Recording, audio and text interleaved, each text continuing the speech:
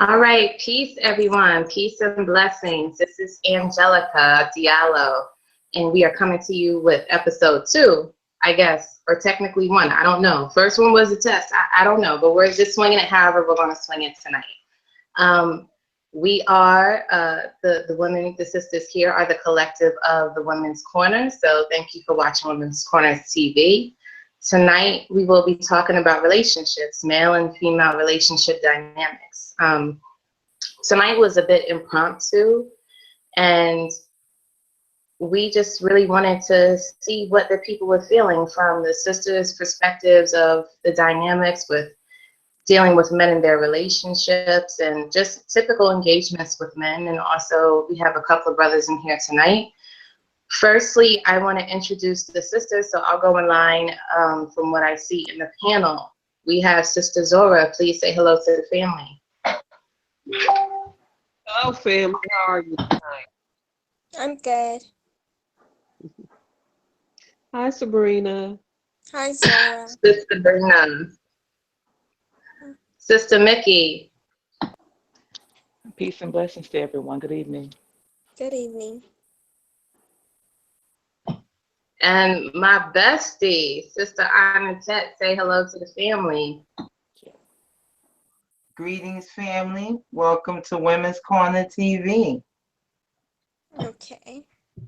We also have a couple of brothers in here tonight. We have the brother which I am well acquainted with. I am you. Can you say hello to the family?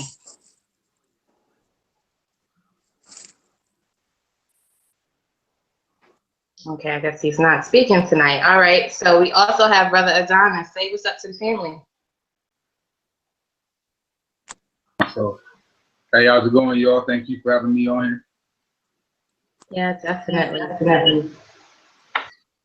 So, relationships, they're really interesting, and they involve a lot of different aspects of individuals, what they bring to the table, also their outlooks of how they see themselves and how they view themselves out here in this world. I don't particularly have anything to say to open up, but I just kind of wanted to open the floor to anyone in the panel that had anything particular to say about the male and female dynamic as far as relationships. So if you have something that you want to offer up, now's the time to do so.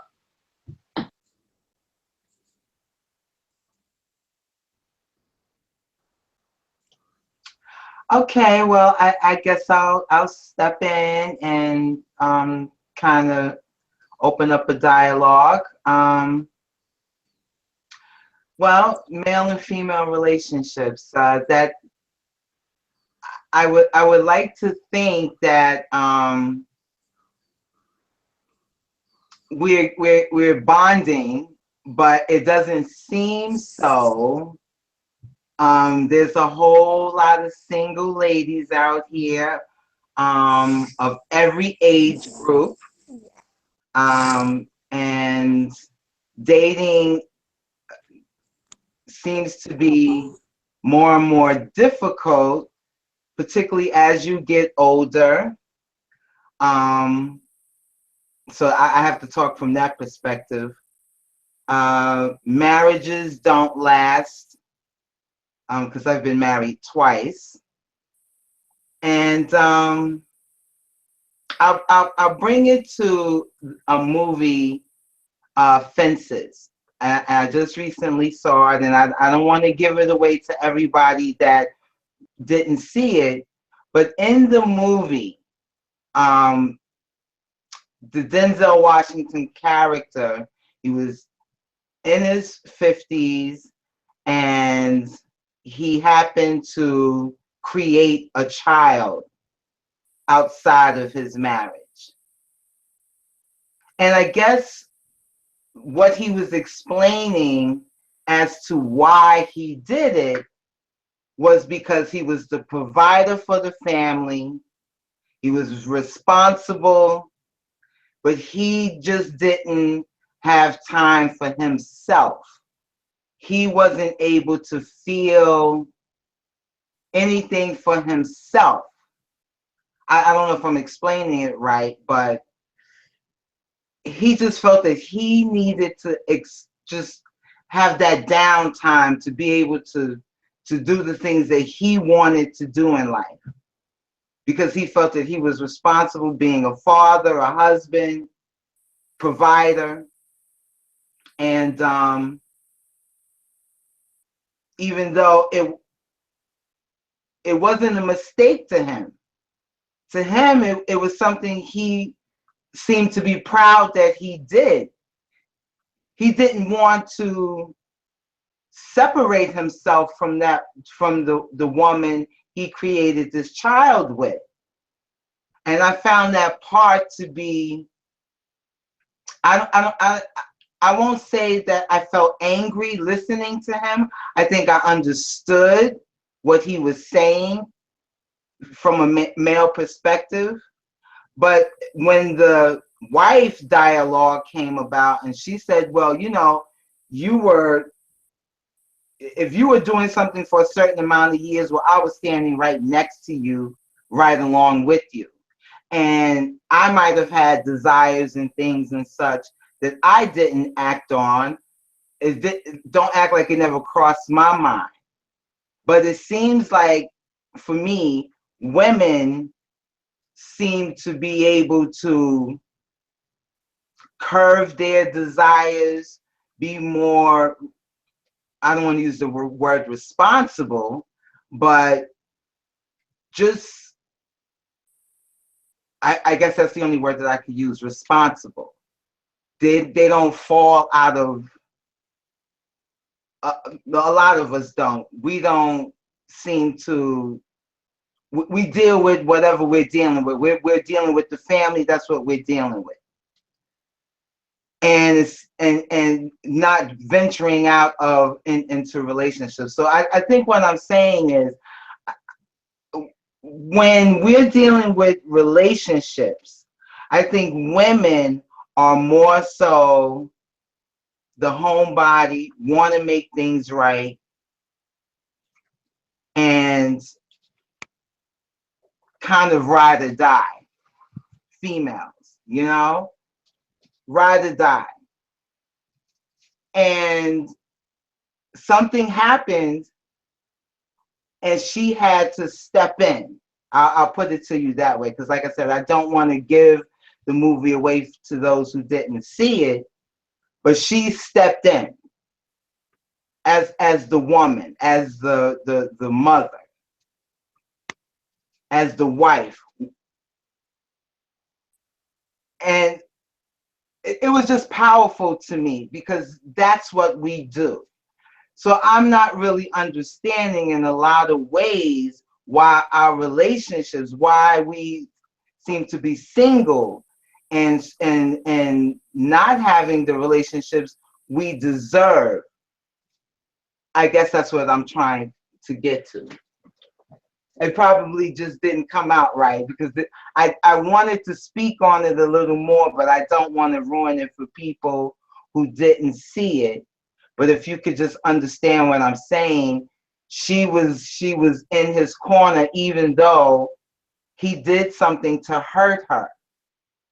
And I think the gist of what I'm saying is, we are walking around with a lot of pain from previous experiences, from things that if you are in a relationship, things in that relationship is not going right. You may be unhappy, but you ride or die with this person. And then a lot of us are left to raise children and spend the latter years of our lives alone. Some of you younger sisters may not be experiencing that because you're young. You know, you could do these, you know, you're hanging out. But us older sisters, because I'm 49, so it's difficult to date and to trust. You know, you can't bring everybody around your children. It's difficult, and it shouldn't be that way. You know, you want to have a relationship, and it's difficult to have a relationship. And we are ride or die women. we are there. I know that some of the brothers have had difficulties.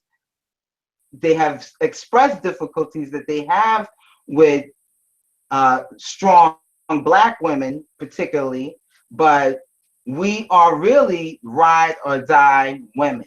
And I don't understand why many of us are left to raise children and not have a partner, not have someone to share our time, affection. Just I don't understand that. So I know I went all around the world with it, but that movie touched me in so many different ways. And I think people should. I hear feedback. If you haven't seen it, check it out, because then you will understand a little bit more of what I'm saying. It's very powerful. Very, very well done. I'll yield now. Is it okay if I comment? Definitely. All right. So it's funny that you brought this subject up in regards to relationships, because I've been thinking about it a lot. And the first thing that comes out as an answer in regards to your question, why, is I think that both men and women, I think we do a whole lot of settling in the beginning of our relationship and even in the courting process. And what I mean to that is like where if the person that we're into or have become infatuated with checks off more boxes in the positive side than on the negative side, then we're going forward with it. And sometimes a lot of us are even ignoring the overwhelming evidence that shows that we're headed towards a negative experience. And I say that because you kind of alluded to this earlier, but in my opinion anyway, you put a feminine twist to it where you're saying some men don't seem to be able to correlate with strong women. And I would be one of those men that that don't really apply to what you're talking about per se, because in my situation I was married to a Black woman and I viewed her as strong, and I loved everything that she exuded that I thought was strength in a woman, and ended up being a lot of falseness in that matter. And when I look back on it, and after I fully healed from that situation, I realized that I settled, and there was a lot of signs that led. There was a lot of signs that if I would have been a lot more patient and judicious with my time and with the way that I handled her during the courting process, I don't think we would ever made it that far. And we had a lot of great times too, a lot of things where you can look back and say, yeah, that person really loved you, they took care of you, and things like that. But at the end of the day, those things are not easy to do, but they're palatable when we're getting along and everything's going right and we're getting our way. But a relationship is a constant balance of giving and taking. And in order to remain in that balance, I believe two people have to not feel like they've settled, but feel like they've got with somebody that fully appreciates them. And I think that in the back of our minds, a lot of us have dealt with situations like that where later on down the road, we end up being alone and questioning, the very premise of relationships. That would be my answer in regards to that question.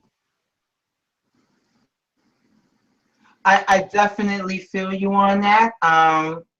Yeah, there are those warning signs that in the courtship we tend to ignore because we're infatuated, and we think in some sense our love, our giving will change a person, and that is definitely not going to happen because people are who they are.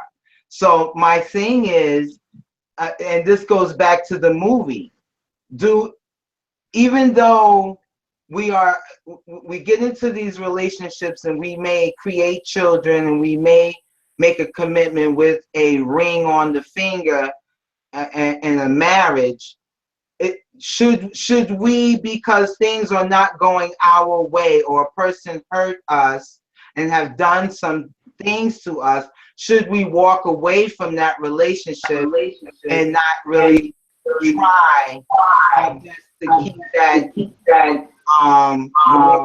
going?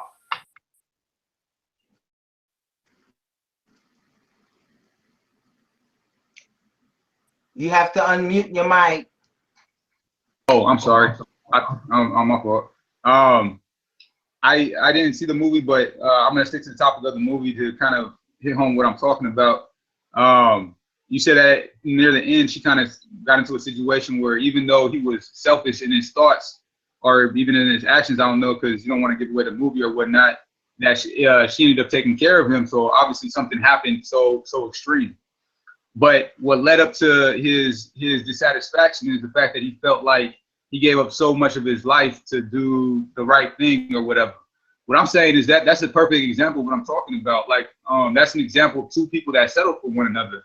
Because in a fully dynamic relationship where you guys have fully embraced one another, you guys create whatever it is that you want to have for your future. So in that relationship, he probably should have sought after somebody that would have allowed him to still be husband and supporter and everything that he wanted in that spectrum, but also would allow him, as long as it's, you know, within the realm, the scope of their boundaries of their relationship, to go out and do those adventurous things or whatever it is that he wanted to go out and do that also made him feel like a man.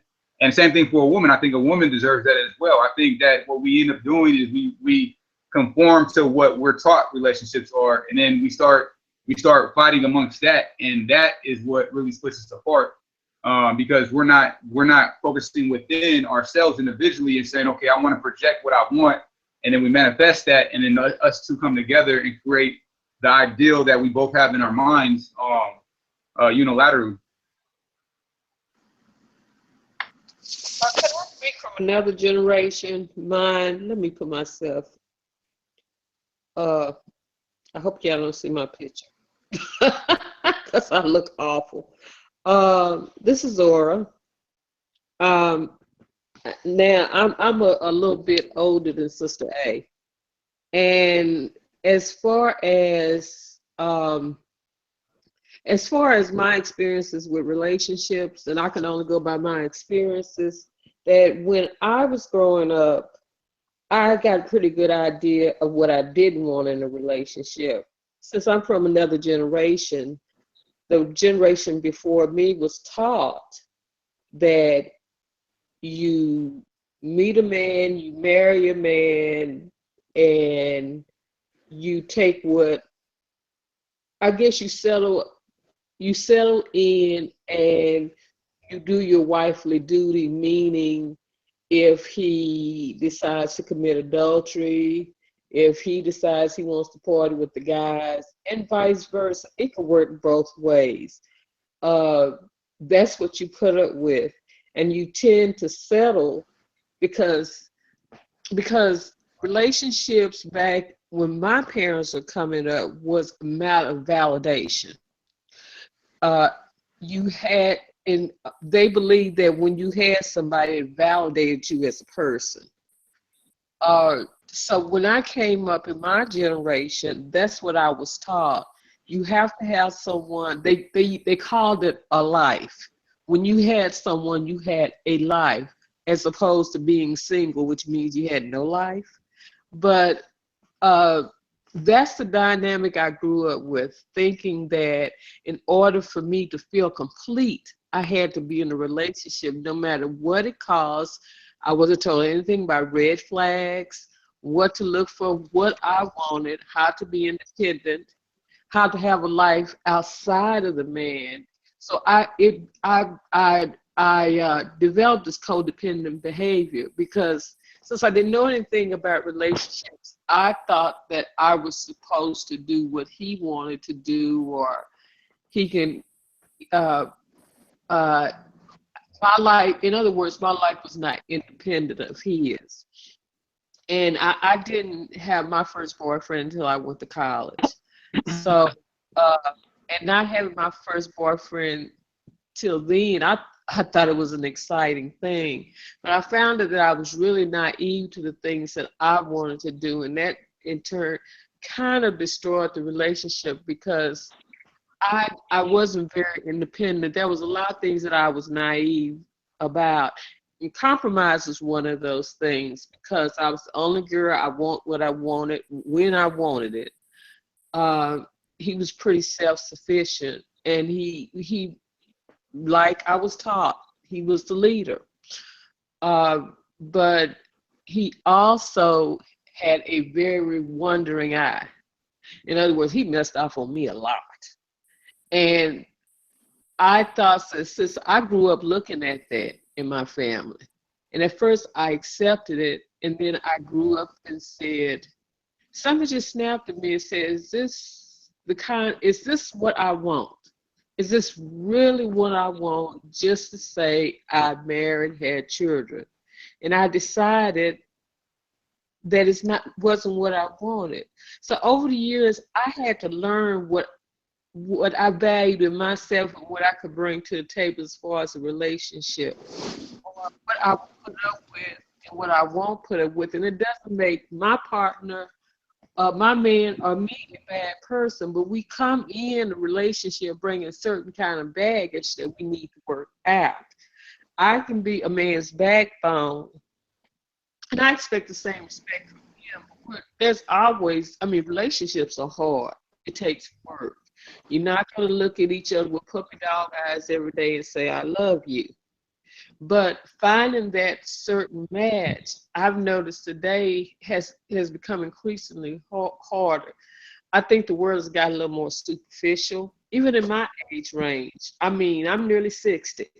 And even in my age range, you still have men that still want you to look like a Beyonce China doll lookalike, and have a banging body, and everything is sagging everywhere because gravity starts going down when you get to a certain age. And a lot of men and women, they do the same thing. They want you to have a certain look, and I think because we are human beings are superficial anyway. The first thing that catches your eye, it is your appearance. And when you get into the relationship, you find out that there's nothing but cobwebs upstairs. But you become so infatuated with this person that you ignore those red flags until life shows up and a situation comes up and you find out this is not the person that you want to deal with, but you have put time into this person. So with me, I have to figure out, well, since I put time into this relationship, should I go on with the relationship or should I cut my losses and go on? And Sister A was talking about, I've seen the play Fences, and it is about a man who felt inadequate. And most people, when they feel inadequate, they tend to look outside what they consider their comfort zone. They figured that if they jump the fence somewhere else, they will find what's missing in their relationship, when actually there's nothing missing in that relationship. You have to work on that relationship. And if it's not workable, separate and find out what are you missing? I think in relationships, we stop working on each other. We have to work together and on each other, because as long as you live, you're going to have to improve. And I'm probably taking a little too long here, but relationships, to me, I have found out through the years, is about open communication, good or bad. If I'm doing something that my man don't like, I'd rather for him to tell me up front. And vice versa. A relationship is constant communication. My oldest cousins always tell me, if he's got 80% of what you want and you can work with the other 20, you can have a relationship. And with that, I'm going to be quiet. I know I've over talked my time.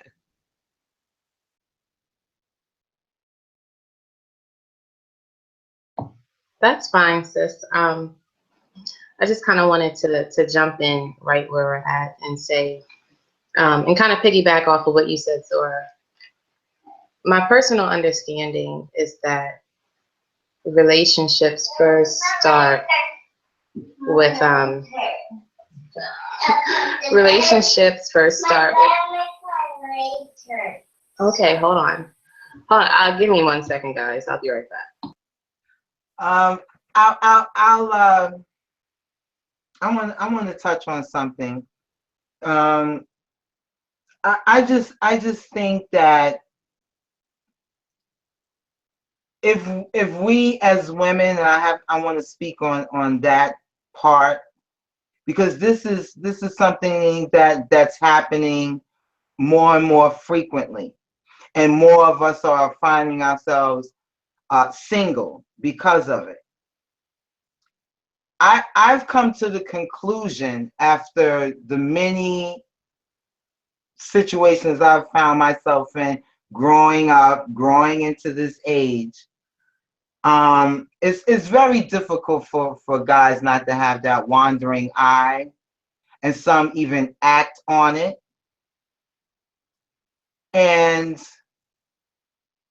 I don't know if we should throw the baby out with the bathwater. And what do I mean by that? Many of us have been in relationships where there have been cheating going on, and we get upset and we want to break off the relationship. And when that happens, if you have children, the children suffer because now he's no longer in the home, or he has now created children outside the home, and you want to put him out. You're angry, you're upset.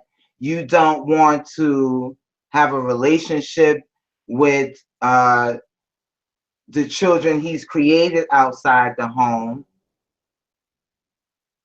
Those things, I think we're going to have to start to get over. We're going to have to, or if we don't start to get over that, we're going to have more and more generations of lonely women. I don't think it's in the guy's nature really to just have one woman, because of my experiences. Because I even sit back and I'll watch how my coworkers who are married are looking at women, talking to women, hee ha ha with women, getting a little too friendly with certain coworkers. And these are married men. So I'm just thinking, and I have to speak on even like I had to divorce my husband because of his infidelities. I couldn't take it. I couldn't deal with it. But I'm not dating nobody. He's having a blast. He's out there enjoying his life. And I'm home raising my son, going through whatever changes, working, and I can't get a date because, first of all, I don't really have time to date because I'm working and trying to take care of my son. But he's free as a bird, doing the same thing he did that made us divorce. So my question is, are we cutting off our nose to spite our faces? If he's a provider, if he's supportive, he's not going to be nothing's going to be 100%. But if he's supportive 50% of the time, or even 40% of the time, should we now, just because of infidelity, kick our man out to be alone? Personally, Sister A, one of the things that I grew up with was looking at adultery like it was an Olympic sport. And I had promised myself that there were certain things, I had certain boundaries. And one of those boundaries was adultery. Because if you do it to me while we're only dating, you'll do it to me when we're married. That is where I drew the line. Hey, as long as my father, who was a great father, great provider, I couldn't wish for a better father. But he did a lot of things, like not showing up for 2 or 3 days at a time. But you couldn't beat him being a good father. But I saw what it did to my mother.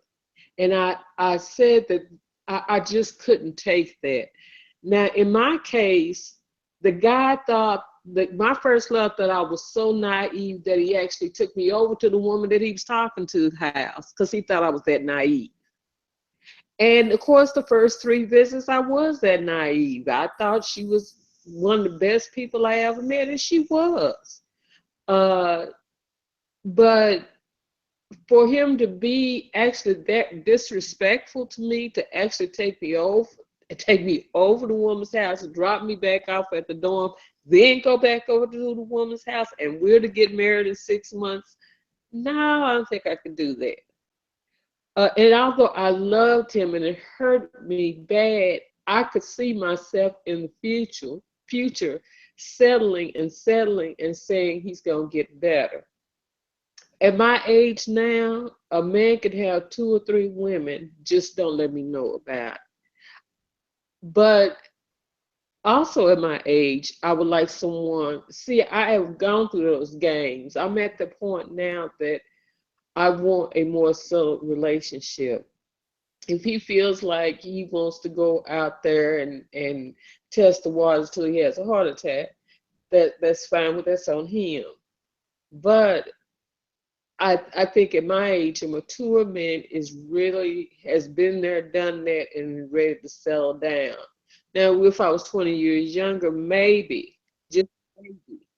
But no, that is one of the top 5 on my red flag list. I do not, because in one way, you're telling me that the qualities that you see in me that you thought that I was all that, suddenly it's not good enough. So let's talk about this.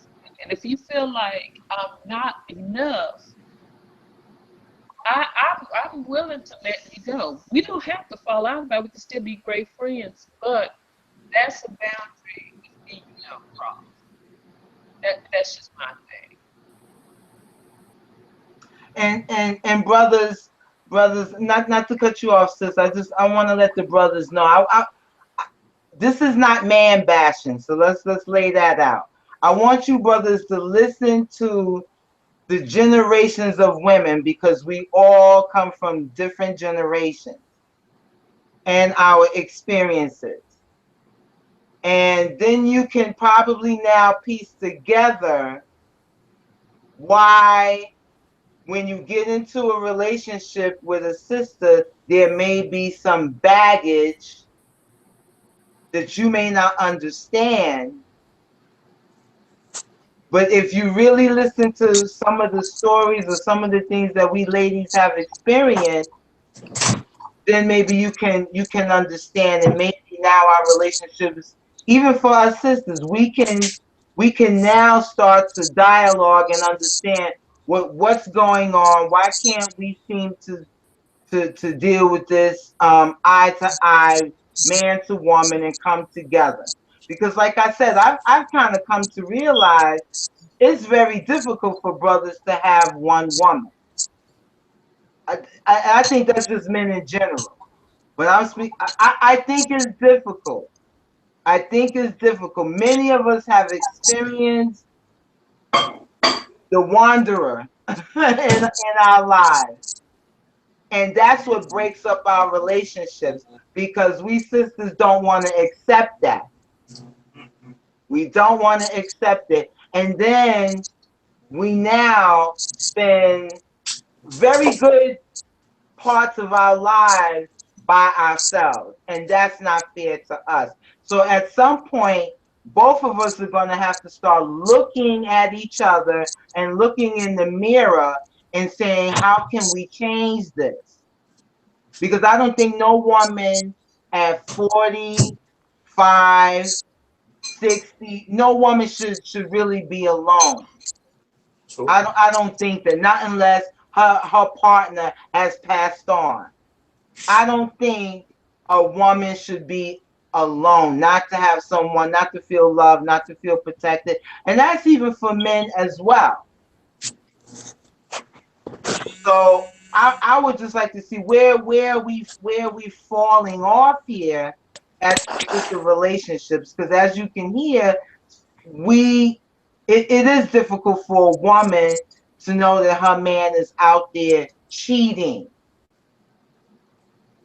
I think, can I interject real quick? Yes, definitely. I think just by listening so far, and in my experience as well, first of all, my name is Sean. I'm 36 years old. So I've been around the block a couple of times, been in a few relationships and stuff. And from a black perspective, I'm gonna speak from a black perspective. I believe that as generations went on, the narrative changed due to media and how the media portrays how men and women are supposed to interact based on American culture. Back in, like, I grew up in the 80s, and what I was seeing was like the Cosby Show. I grew up and watching the Cosby Show, where the men was in the house. And even though my father was in the street, but my grandmother took me in, and she made sure that he was there, even though he wasn't there, but he was there. Understand what I'm saying? So as generations go on, the narrative changed. Now you look at these reality shows, and it's real messy. Like you look at Love and Hip Hop. Our culture, you think that the youth coming up now, they think that relationships is all about nagging, money, who makes the most money, and stuff like that. When, back then it was, we struggling together. And I think that, and I'm not knocking sisters or bashing sisters, but I'm thinking that y'all got too comfortable with this feminist movement, and y'all take it out on us black men, which we had nothing to do with that. Us black men ain't had nothing to do with the feminist movement. Like the white man was doing that to their women, and they were standing up talking about equal rights and all that, when we was seeing y'all as a compliment, which is more, I think, more better than trying to be equal to us. Like y'all pick up where we lack. That's why I feel a relationship should be. Even if we look at nature, in itself, like, I'm gonna take lions, for example. A female lion is gonna get out there and hunt. They're not gonna wait on no male lion, even though the male lion has his own reputation of eating. She's gonna get out there and do for herself, regardless. So is no competition. Whoever brings, it doesn't matter if the male lion brings it in or the female lion brings, as long as them cubs eat. So in that essence, we need to get back to that in, our realm, as far as the human realm, and dealing with us blacks, because these kids have to, especially if there's children involved, and then us surviving out here in society. It doesn't matter if a woman brings in more money or the man brings in more money. And that's where we fail at. The woman, I'm in a relationship now where, she thinks that she has to, like, I have a problem with her. Like, she thinks that I have a problem if she makes more money. No, we have a child. We have to feed this baby. We have these bills that needs to be paid. Understand? That's the reality of it. And it doesn't matter, who does it. Understand what I'm saying? So the landlord not going to say, well, no, as long as, Sean is not coming with the check. So, you can't pay the rent. Like, so that, in essence, is my synopsis of where we failing at. We need to get back to our culture as black people, stop competing with each other. That's what we need to stop doing, stop competing with each other. And I think we can move forward better. And one of the brothers said too, I think this is an individual basis regarding, as far as our preference in a woman in general.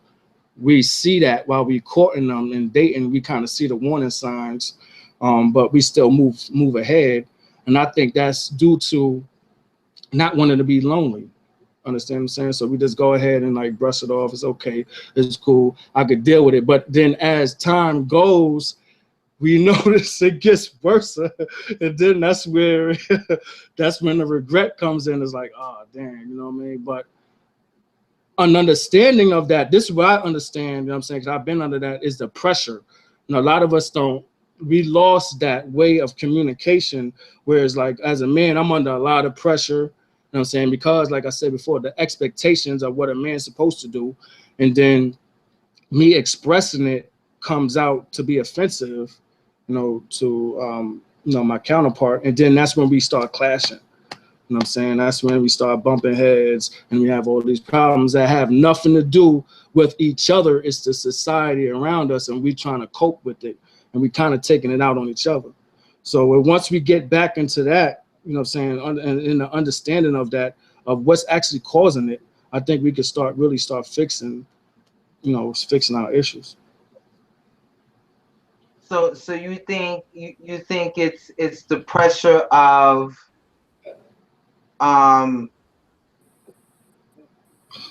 feminism could be a part of it on the woman's aspect, that we're looking for the men to do certain things and putting a lot of pressure on you guys. And no, I think that what I'm saying is that I think with the feminism is where the competition comes in, that the woman feels that she needs to go extra hard to prove something to us, when in actuality we need you. You know what I'm saying? It's like y'all need us. Understand? And then another, like I call it a stereotype, is then on another time, depending on the mentality of the woman, they think, you know, that we supposed to do everything. I mean, we supposed to be the breadwinner. We supposed to, but that's not the reality. Sometimes a person could get fired from their job, or even if they so ambitious and have dreams and goals, that takes time to get off the ground. So we may need a little help, you know what I'm saying, until those things come to fruition. But, you know, the expectations is, you know, based on what society puts out there about, you know, like I brought up the Cosby Show. You know, you had a doctor and a lawyer in the house. They both bringing in no income. It wasn't a big burden on Claire, because she was a lawyer. You know what I'm saying? It wasn't no big burden on, you know, how the mortgage is going to get paid or how these kids going to eat on just Bill, because you know, he's a doctor. He's going to get money. Understand what I'm saying? And that's the you know, due to society, and I say American culture, white culture. You know, they had the women, you know, just in the house.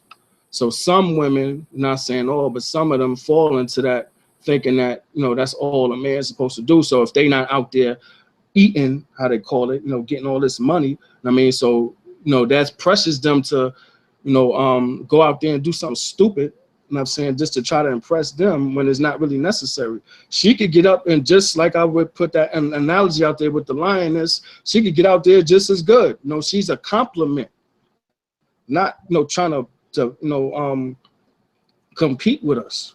I mean, she's a compliment where I feel at.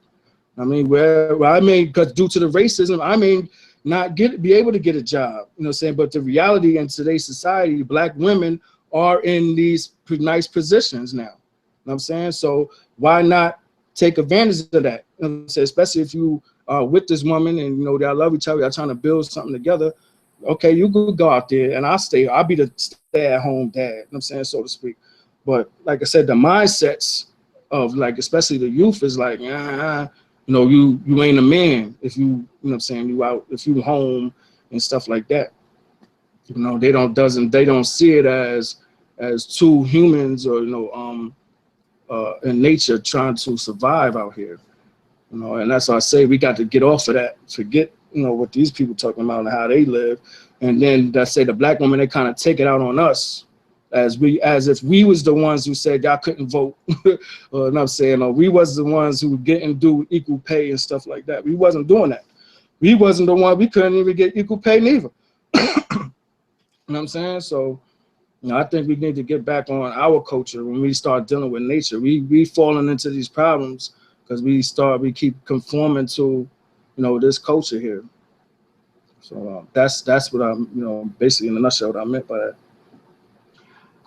You touched on something. I think there's many facets to this problem. It's like a diamond. It has all these facets, and yeah, we do want our men to go out and earn as much as he can possibly earn, bring it home.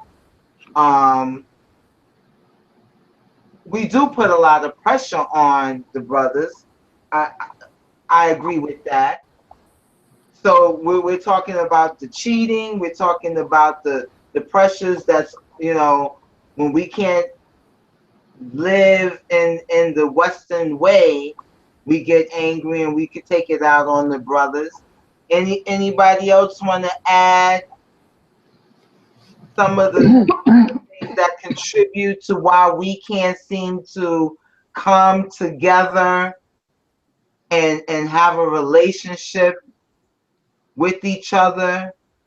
Why so many single sisters raising children? Why we seem to now think it's okay to say, well, if I can't deal with someone within my race, I'm going to go start dating outside my race, because that's another thing that we're doing. Yeah. Other, Can I bring something up right quick, Sean, that you touched on something about the feminist movement.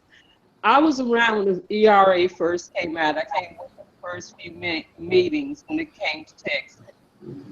It wasn't that there were a lot of black women that joined the feminist movement. The feminist movement used us because they saw knocking out two minorities at one time.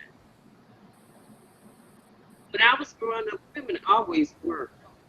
And no matter, one thing you said, I just want to, before I forget, there's a difference between a man that's been laid off after 15 years of work than a man that haven't worked in 15 years. If I see potential in a man, and at my age, most men are retired, if they bring something to the table, because I'm not looking for a billionaire, I'm way past that.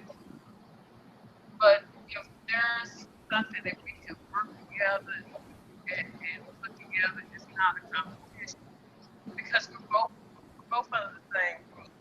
We're both trying to. Are you speaking far away? I can't hear you.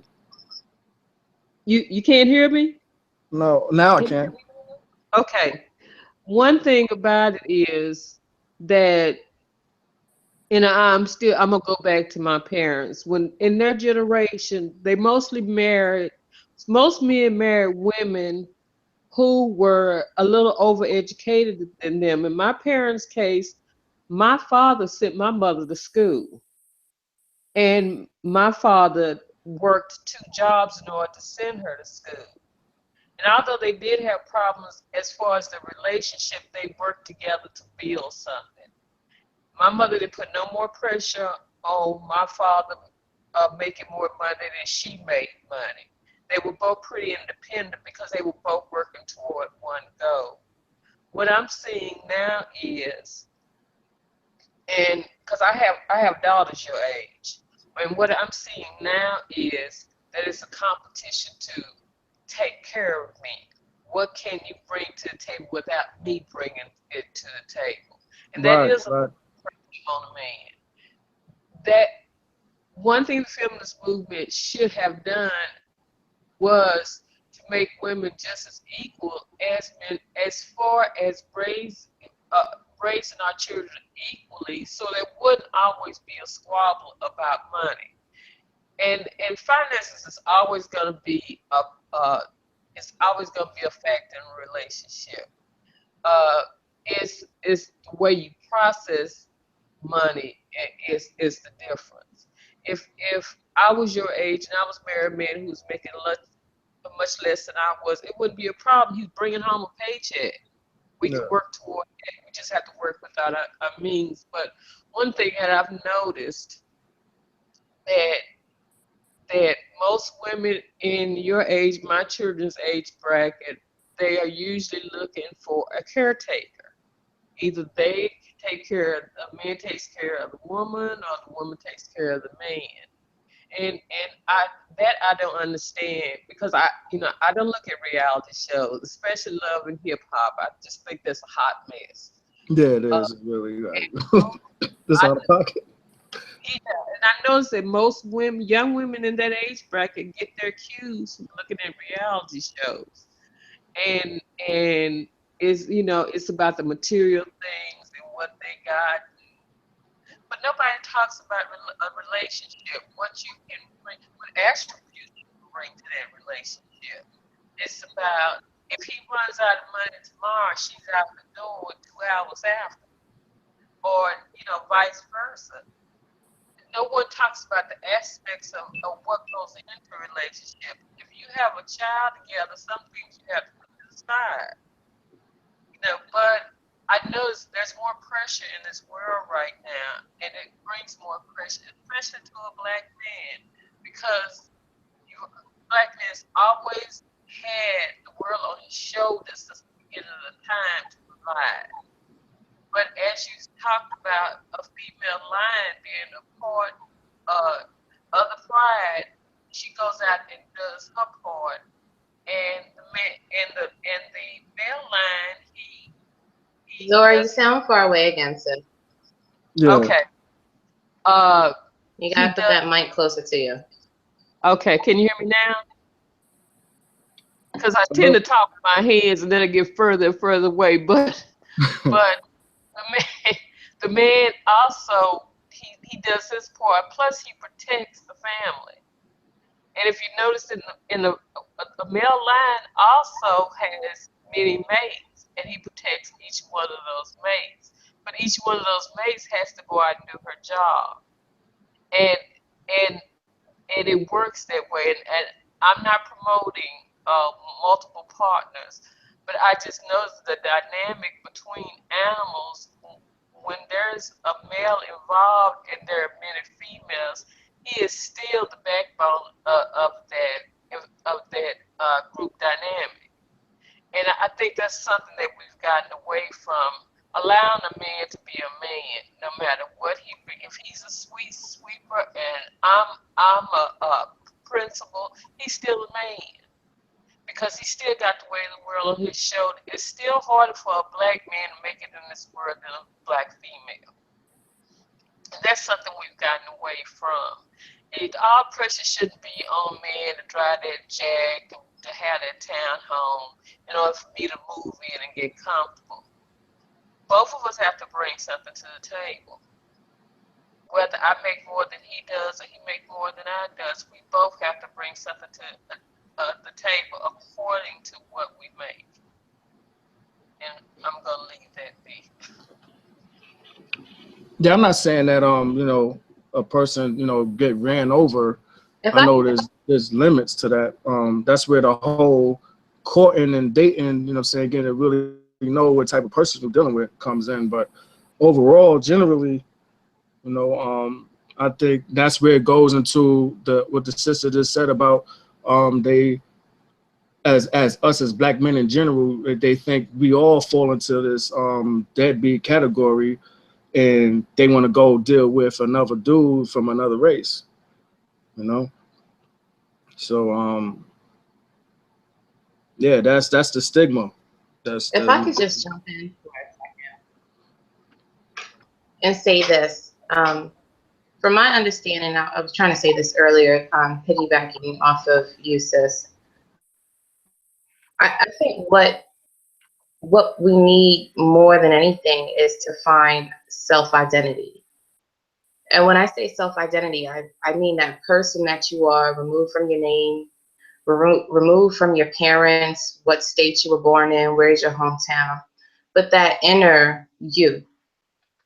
Because as it stands right now in this society, Black men and women don't really have a self-identity. Like, we don't know who we are once we start stripping away those labels of ourselves. So I think before we start, I think we do ourselves a disservice when we get into any sort of relationship and we don't know what really makes us us. where your joys are, what your fears are, what your strengths are, what your weaknesses are. And I think we have to start from that place first before we can kind of, hold on, I got baby issues. Hold on, y'all. That is the boss. When the boss talks, you got to go moving. Well, you know, when it is a generational thing. I see the young sisters today, and they are very fashionable. I'll put it to you that way. They're into their fashion, their handbags, their hair, their nails, their eyes, their clothes. And that's an expensive hobby. Yeah. You know? And you're right. Many of us have gotten into the Western way of thinking. And I think we can have that, but you have to work together to get those things. You know, you can't depend on one person to be the giver and you're just the receiver. It takes two. Yeah. It takes two to accomplish goals, and each person should have goals to you know, that they would like to have accomplished, and there should be family goals. But I see way too many people not together, and that is what I'm trying to understand. Why? Hold on a second. Hold on. Because I hear that, and I think it depends on your view of what your environment is. It's like for some people that live in the cities, they see a lot of interracial relationships, whatever, you know. But for me, I have a hard time buying into that, because what I see here in my environment are a lot of young, Black, married, professional couples. There are so many sisters out here that are married. Some of them are single, I'll say that, but married and owning businesses as well. Most of the women in the group of sisters that I deal with are either married, formerly married, and if not owning a business, already in the workings of trying to start one with their husbands or their partners. So for me, I think it's what your view of when you step outside your doors. I have a hard time, even when I lived in Wilmington, I've seen 1,001 couples, Black couples. That's what I saw. I didn't see a lot of interracial couples until I started moving into the suburbs. That's when I first started seeing a large amount compared to, I guess, Black on Black couples. But I find it hard that, I mean, because it's about the narrative and the perspective as well. Like, you know, if you let the media and all of these other outlets of people who are owned by white men tell you about the relationship status of Black people in general, they'll tell you that all Black women are single and nearly 2/3 of Black men are married outside of their race. And I don't see that. I have a hard time buying into that. I have a really hard time buying into it when I see, you know, even, you know, some of these young mothers, their children are Black. I find it more of a rarity to see, you know, these kids that look mixed or whatever than I do Black children. So, I mean, it's really about, I'm not saying that you can choose your reality and the perspective, but from my personal point of view, what I see outside my door, all those instances or those media statistic talking points don't ring true to me. They don't. And I think, again, when we're talking about relationships and the quality of the relationship we want, we first have to look into who we are first. Because I can't come to you and tell you I want a standard level of hair when I don't even know where I'm at. I could be way down at this level, just breaching the surface, but I'm telling you that my expectation is here, this relationship. And this is where relationships screw up at, because people, and I've said this 1,001 times, especially when it goes into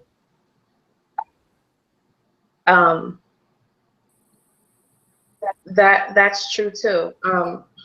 But I think it goes into people want to please other people as well. Yeah. And like I said, in regards to like any sort of poly relationship, a lot of times what I see is that people agree to something because they really want to be with the person that is offering up a any sort of poly relationship as an alternative. And then because they don't really know who they are, they get into these relationships, and then they realize once the relationship is right in front of them, it's right here, like this man and this other woman, or, you know, these several men, or however the situation is, outside of them, actually demonstrating that they care for each other and they have an intimate and sexual relationship.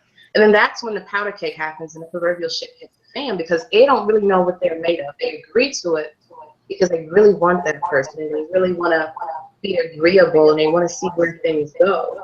But they don't know essentially what they're made of, what they're built. And a lot of them aren't built as tough as they claim to be. So until, and I have to keep going back to self-identity, until women start really, for one, understanding self as an individual, and then understanding self as far as the feminine aspect. And this goes for men as well. We're going to consistently see these problems, especially in the society that we live in. Like, the makeup of the society is meant for chaos. It's meant to destroy one's spirit, especially for us. So we have to essentially deprogram ourselves and then relearn what it is that we need to relearn as far as self, as far as the things that we desire, as far as where, and, you know, even redefining what it is that we want out of life, like redefining certain things like aspects of love and success, and then shifting our lives based on what our new definition is. Because we're still moving in this aspect of, again, like Sean had said, when we're talking about, you know, what the media is showing about what's hot and all these trends and stuff that women and men are following. We're just following we're just jumping on a train with everybody else. And for those few of us that look and say, hey, wait a minute, like, you know, success for me is X, Y, and Z. And then we start moving in those routes. We start to find people, we start to find mates that are along that path. Individuals to constantly stay vigilant and aware of ourselves, you know, our expectations further down the road. So when somebody was talking, no? So when we talk about relationships, I think the first,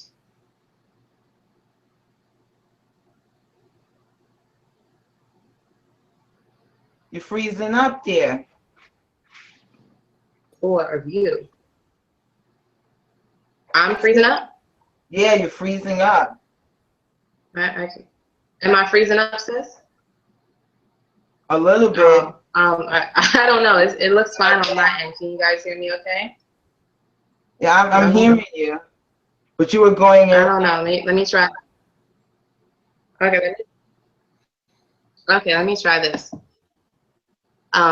Is that better? Yeah. Okay. I don't know. It may be because my camera is lagging or something. But yeah, I just think it starts with us figuring out who we are. And once we know who we are, we know what we want, what we don't want, what we'll tolerate and what we don't tolerate. Because every person has negotiables.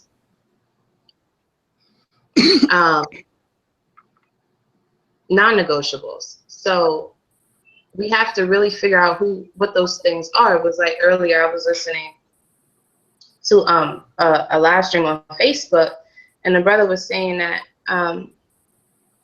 you know, we argue with each other based on differences, and everybody has differences. And I, you know, most of us can agree to that, but I think there's a flip side to that coin to say that most of these differences that we see are similarities because they're the same differences in everybody else. Like, you know, everybody has a difference in color. Everybody has a difference in parents. Everybody has a difference in hometowns, and everybody, you know, everything is, but they're all based on the same levels of differences. So to me, when I hear people talk about differences, it's like I still see those symmetries and connections where they can be made. So again, you know, what's important is for us to understand that, okay, everybody does come from different walks, but we still have to find a way to make those connections, because those, when we make those real connections with individuals, and those are based upon things that we understand about ourselves first, and those interests that we have as far as our life and where we want to see ourselves, then we can kind of go into a relationship with real meaning and being mindful about what it is that we want, and then also being mindful about the individual effort, whatever that is, and then the collective effort between those individuals. But again, what I largely see is people, like Sean said, just kind of going with the flow and going with what the media says, and not really kind of stepping out of that line, that crowd that's just shifting in one direction, and say, wait a minute, like, what about me? What are my real interests and desires? So that's really it. Like, I see a lot of these problems being solved if we first kind of step out and figure out who we are, even when it comes to navigating a relationship, and then even further than that, raising our children and the quality of parenting that we want to give our children. All of that is based upon how one sees oneself. And then how. But sis, let me interject something here. Most people, when they start out with relationships or dating, they're doing it quite young, and you don't really have a lot of time to know yourself. I know at 20, I didn't really know myself. I had no clue really as to what I wanted. It was just basic. I would like to get get an education, get a good job, and try to get married and have kids. That was the foundation of it. But to know oneself at 20, you don't really know. And many of us go into relationships with infatuations, whether you're infatuated with a person's looks, what they're driving, how they dress. Their mind could be as empty as whatever, but you're infatuated with this person.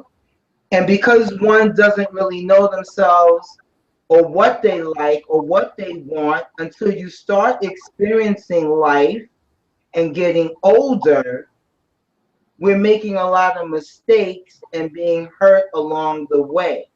And with that hurt comes, you get into the next relationship, there's the baggage from the previous relationship that you're dragging into your new relationship. You're thinking this new person is the same as the person you broke up with for whatever reason.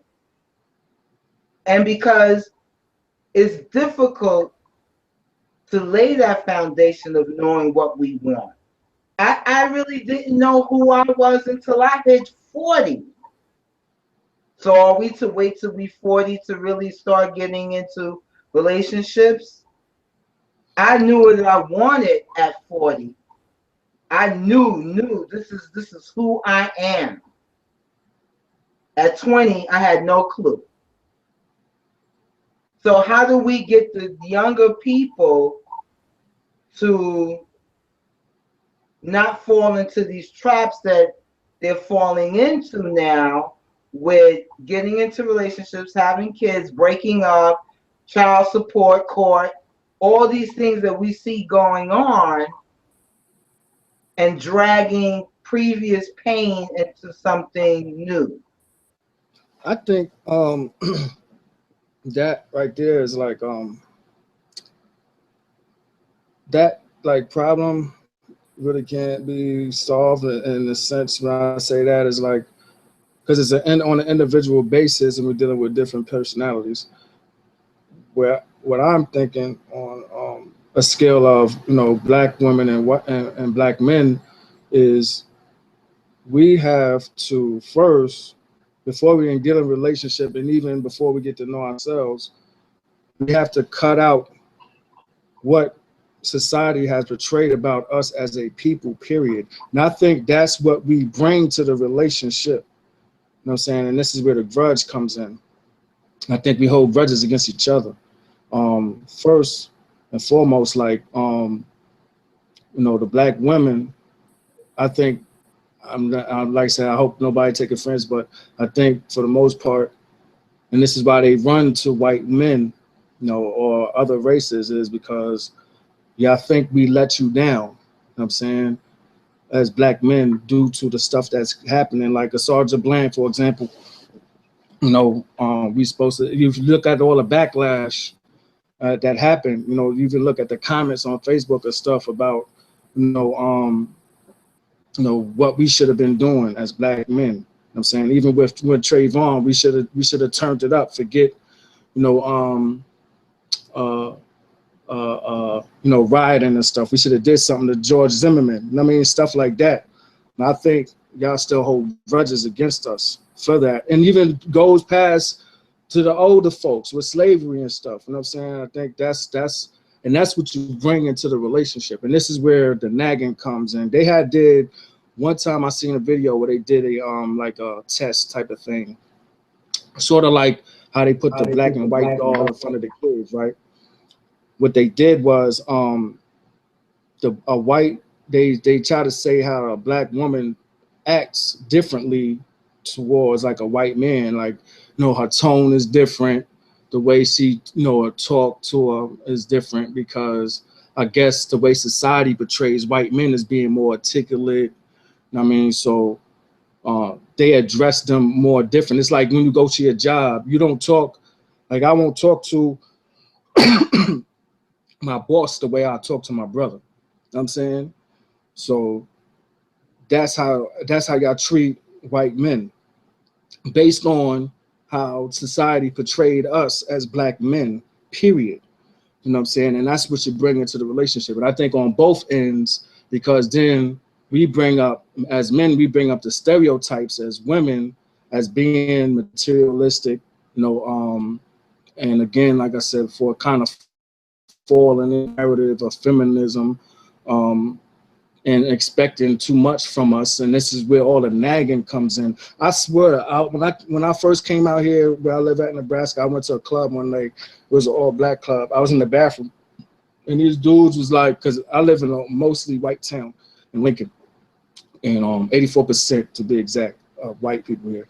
They told me, this dude was like, yo, we need to get you a white girl, you know what I'm saying? Cause what did she say? Some crap. I had to leave because it wasn't making any sense to me. So he was basically saying that it's better to have a white woman because, you know, she doesn't nag and all this other stuff. So my point of saying that is that it's based on a lot of this stuff is going on is based on how we perceive, how what we perceived as and how we perceive each other. We start to fall for the stuff that society portrays about us. We really are starting to fall for it. Black men, you know what I'm saying, we starting to think that we supposed to be gangsters, we supposed to be rappers. That's how we stay in the hood, because we stay on that level of a way of thinking. So in essence, a black woman wants security. Any woman for that matter wants some type of security. And I mean by security, knowing that, you know, she's gonna have a roof over her head. And I mean, if times get rough, you're gonna step it up. And I mean, so if they looking at the white men in society on TV as always the ones getting all this money, they got all this stuff, they control everything. You know what I'm saying? And all we're good for is, and I always bring up these shows they bring up about us is, you know, rappers, you know, some type of form of entertainment. Understand what I'm saying? That's where we portray that as. So in essence, I believe that black women think that we're a joke as black men. You know, we kind of lost our way. And we're trying so hard to get it back. We're trying so hard to convince you otherwise. This is where this whole conscious community stuff come in. You know, we're trying to convince y'all otherwise. You know what I mean? There is, you know, conscious brothers out here. There's people that, You know, I'm willing to die for you. We just black men that love you. Understand what I'm saying? So that's where the constant battle is. Before we even get into any relationships with each other, we need to stop falling for the narrative of what society put on us, period. Until we stop that, I think we're always going to have this problem as far as black men and black women is concerned. So. And any of the other sisters and brothers want to chime in on this? Because I got a whole lot to say. Yeah, brother. Yeah, brother. Sorry, so where do I begin? Let me see. So I don't know. Okay, let me ask you, brother Sean. Are you a serial cheater, or do you have a hard time staying faithful in a relationship? I've always been faithful until something shown otherwise. I'm not saying I'm a saint, but I say that. Adonis, me for a sec. Yeah, you were echoing, sir. Can you hear me? Yeah, you Hello? got it. Go ahead. All right. Yeah, it was echoing for a minute, but I would say this: I never initiated no cheating. I would say I was in a relationship where I was like an hour or two of walking in on something. Understand what I'm saying? And I had found evidence after the fact that, you know, something was going on, something actually transpired. But I went and I did my thing. You know what I'm saying? So I wouldn't really call that cheating like that, but I never really initiated it. It's, you know, I'm in something now where it's sort of like we in the same, you know, area, but we kind of separate. You know, she sleeps on the couch. I have the room by myself. You know, it's been like that for like 3 years. You know what I'm saying? And it's really like no real explanation for that. It's like, why? You know, why are you doing that? Understand? That could be my excuse. I could use that as an excuse. You know, there's no affection being shown. There's, you know, we're always constantly arguing and picking over nonsense, like petty stuff. Like we did argue because I had the tea. I was drinking some tea last night before I went to work, right? And I had it on the stove, and it was in the back. It was in the back. Like, you know, it was basically I didn't put the tea back exactly where it was at. So we had like a big, the argument sounded like I cheated or something. Like that was like, dang, ain't a big deal. Just move it back. What the hell? You know what I'm saying? So little things like that, like I could use that as an excuse. You say, oh no, fuck it. I'm saying I'm gonna go out here and do me. But no, you know, I try to be understanding and like I said before, understand the pressures of society going around.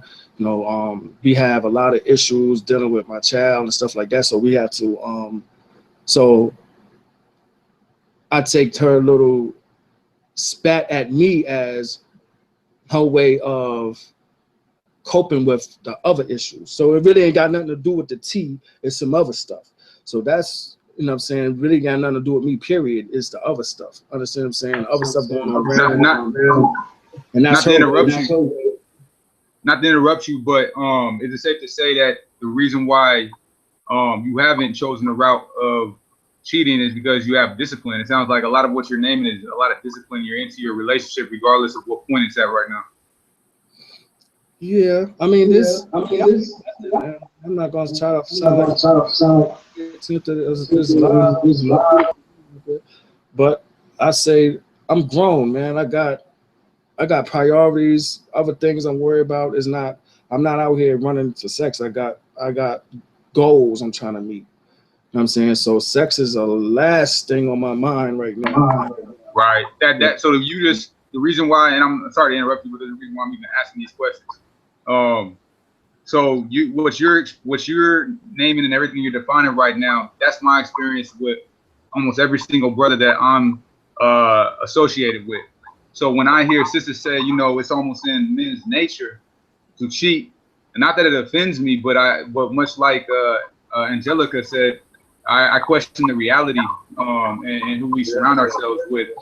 I started off my soliloquy earlier by stating that, you know, in my situation, I've come to the final conclusion that I have a lot at fault with the fact that my son is in a separated home, and is dealing with everything that he's dealing with. And even though I've not done anything heinous or anything like that, I realized that I overlooked a lot of things, and me being conscious of that and being able to admit that has allowed me to release my anger and focus on what I need to do internally in order to make sure that never happens again. And so what I'm hearing a lot in this discussion is the absence of accountability. We can no longer point to television. We can no longer point to outside influences and things like that, in my opinion anyway, in regards to why we are the way we are. We are choosing these redundant realities over and over and over again, and we are choosing to say that we are not important enough to take the stand and figure out what we need to do internally in order to take that next step and get the reality that we want. And I say that because we tend to always point to television, we tend to always point to the artists, we tend to always point to the things that that shine or pop, and that's nobody's life here on this panel. And that would be representation of what we generally do. The representation that we see on television is not the general public in regards to the everyday life of a black person, male or female. And the only reason why I think we are attracted to that is because we bought into this Western philosophy of thinking, all the way down to the point of leadership. True leadership is servitude, and that's in so many different books of great leaders that they weren't someone that boasted or bragged about, you know, how big and bad they were or how many people they could command, or anything like that. They were straight servants that served the people, and one way or the other, whether that was never fully appreciated or seen, their message and their leadership, had a synergistic, I should say, a principle to it, which everyone applied to themselves, and then you had great things evolved from that. In our situation, we tend to want to have black leaders come to the forefront and get on television, get on a podium, and speak for ourselves. And I question that, because if we have one sole leader, it's going to be so easy to divide us. If we look to one sole person as the true leadership, the true voice of Black America or Black people in whole, Africans in whole, then that's already set up for failure. There's not too many other cultures that are able to be successful to actually do that. I don't.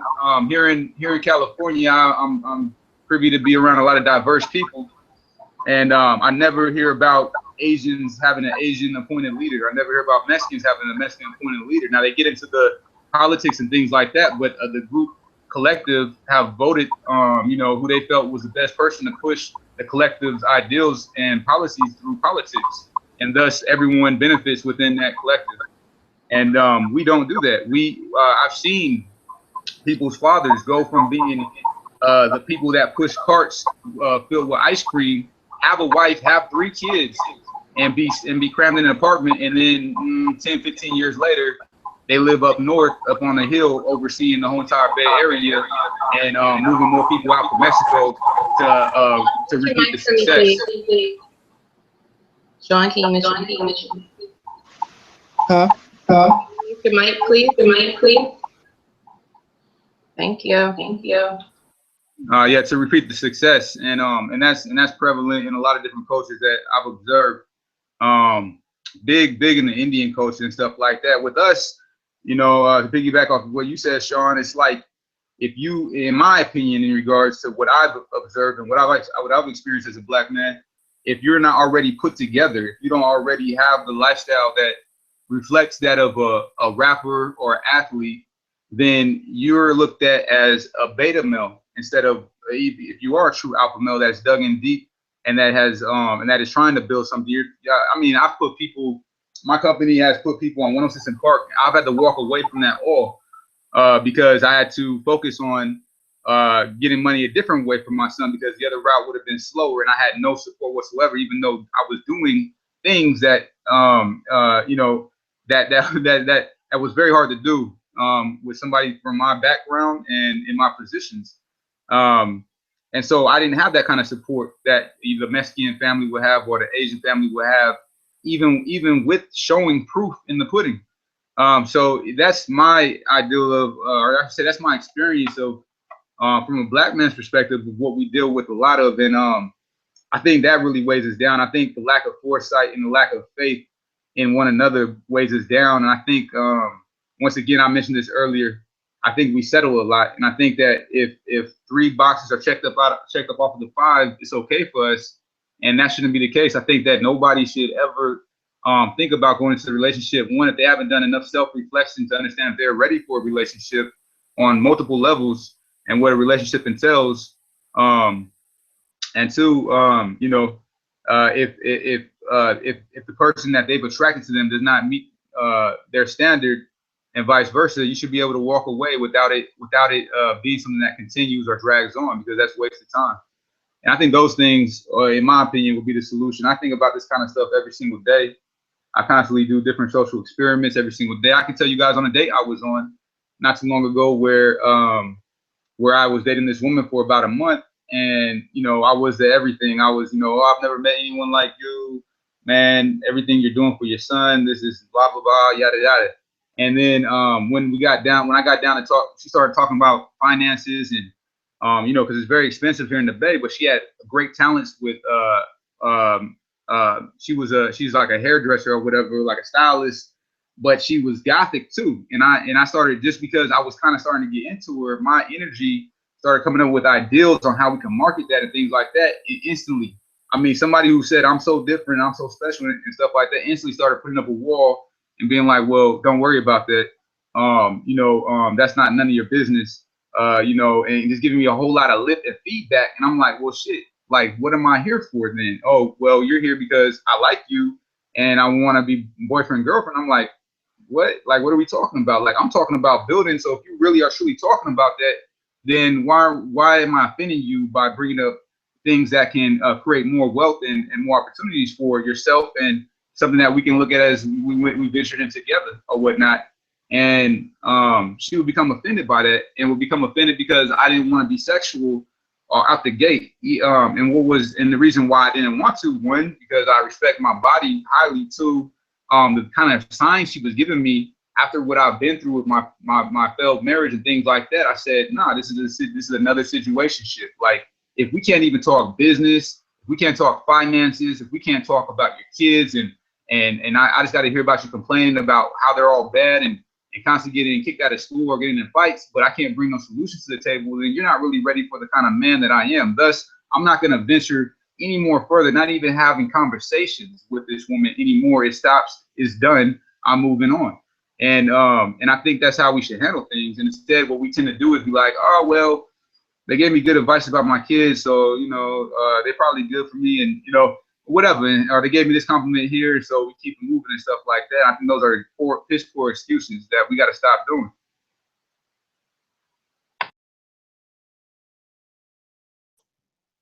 Yeah, that you know, that to me is exactly what I'm talking about. When we talk about relationships, how many people actually sit down and hold a serious conversation about goals, aspirations, about the future, the things that they want, the things that they desire, the things that they would like to try.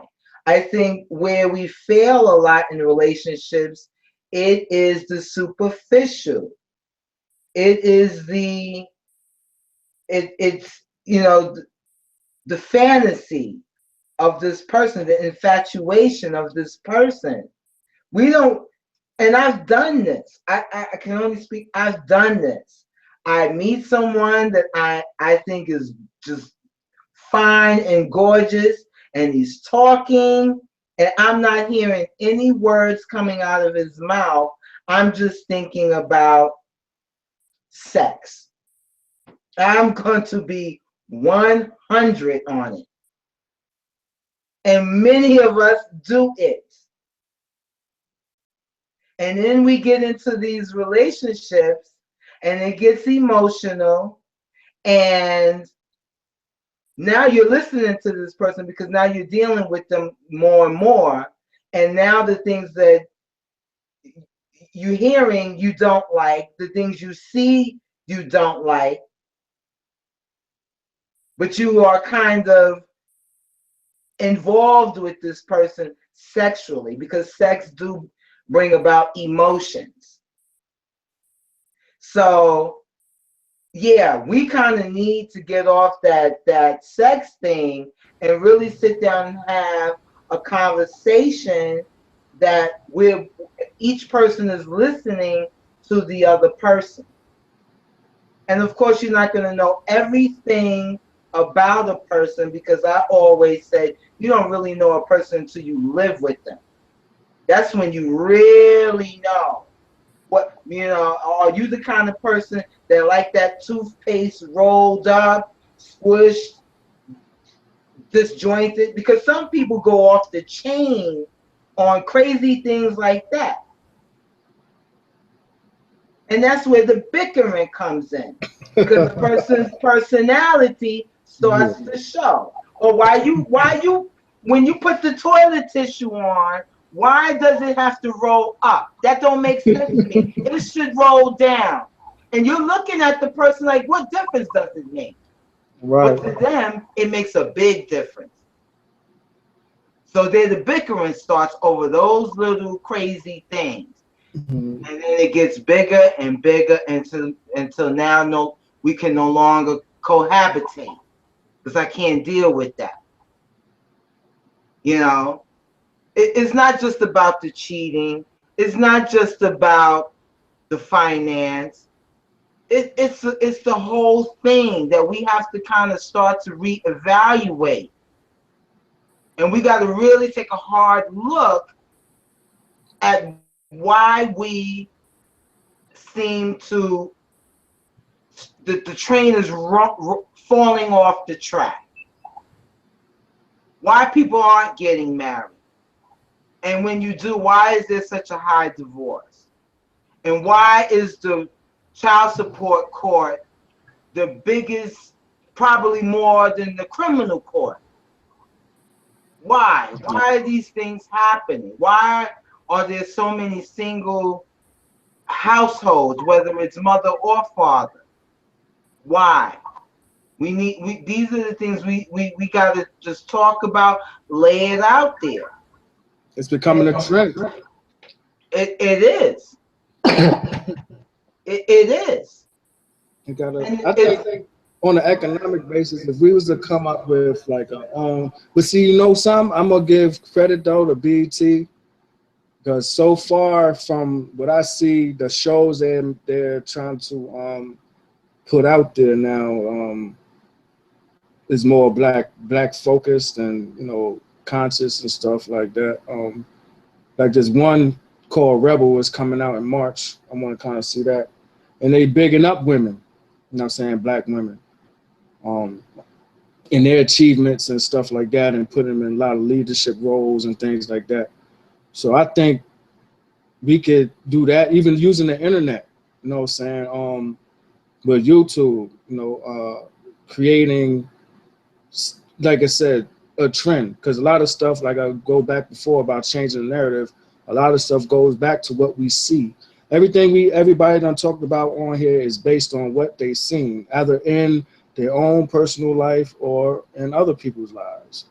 And this is human nature. We tend to, I don't care how much a person knows, we tend to follow stuff. Like, I'm a follower.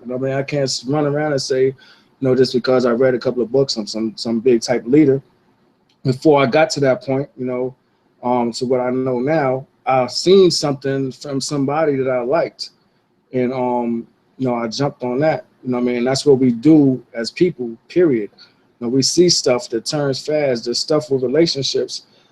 It's like even with polygamy now, that's starting to come back. 2 women and with 1 man and all this other stuff. But it's not as for necessity in regards to repopulation and things like that. It's more of like an orgy. You know what I'm saying? So it all goes into, in the individual perspective, perception and how we receive that, and incorporate that into our everyday lives.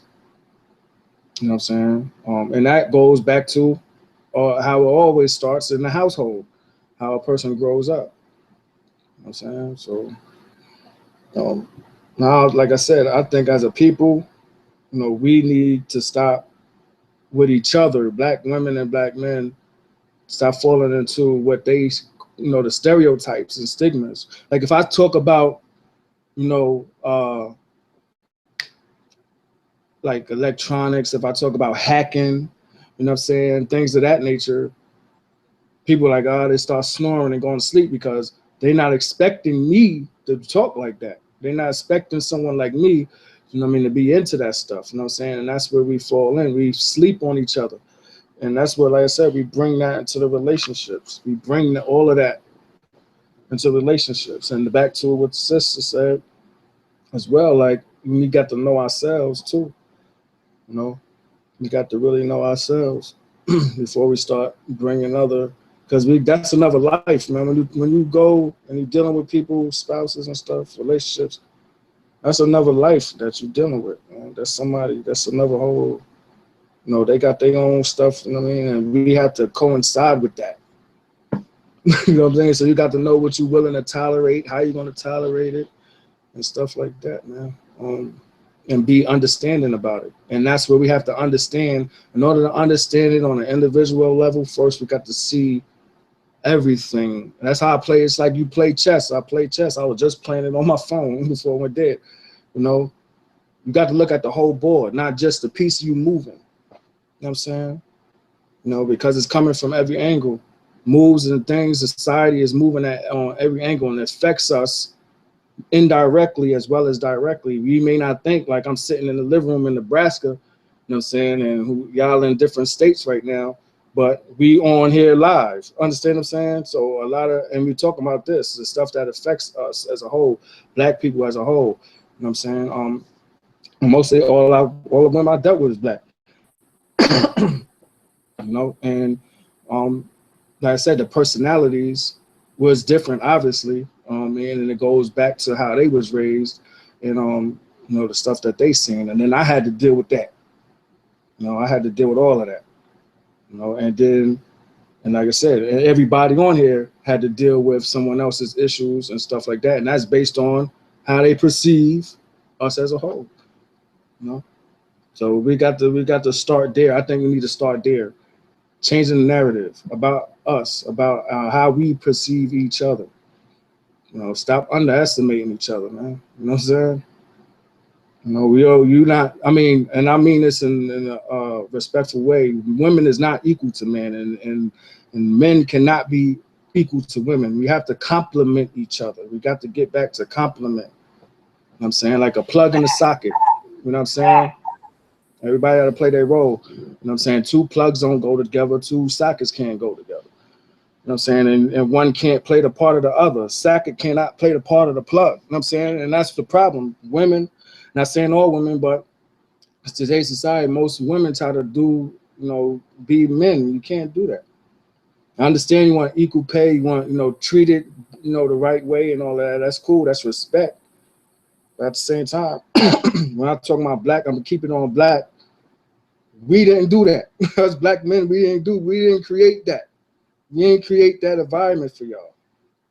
Stop taking it out on us, man. You know what I'm saying? So, and until we got to get back to, now see it though, and that's also go back to what I was just said too, in the reality sense. Yeah, I'm saying it, but like I just said too, it kind of contradict myself in a way. That's not the case in all cases. You know what I'm saying? And I see that people, like-minded people, are pushing that agenda out. And I was looking, as I said, I noticed with BET, they trying to push more positive black stuff out there now. You know what I'm saying? More black people are seeing, like even with the Grammys, they are seeing what they doing. You know what I'm saying? And pushing, acknowledging what's going on and stuff like that. Even with Black History Month, they so-called month, whatever, they acknowledging what we have achieved, and we need to do that with each other.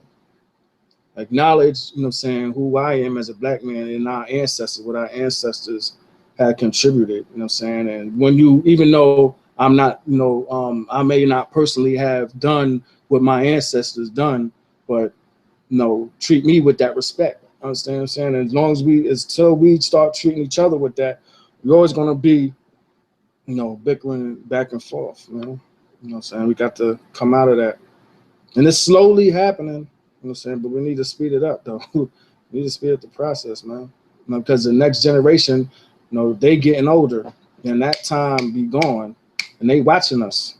This is who they learning from. We learning from us. So the next generation, they're gonna have this same conversation, and what you want it to be about is it gonna be messy? You know what I'm saying, to a point where like a black man and black woman is non-existent. You know what I'm saying? Or are we gonna bring it back to where it's supposed to be? You know what I'm saying, as far as each other, respecting each other. That's all it really boils down to, is respect. Period. Respect on all levels. Intelligence. We respect each other's intelligence, each other's space. You know what I'm saying? And stuff like that. We gotta really get on that. Respect.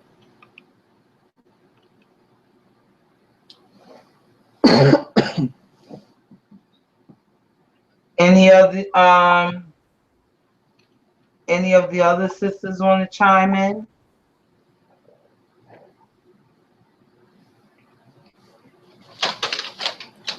I'm really waiting for everyone who hasn't spoken to say something. So if you guys could offer up something to the people, that would be awesome.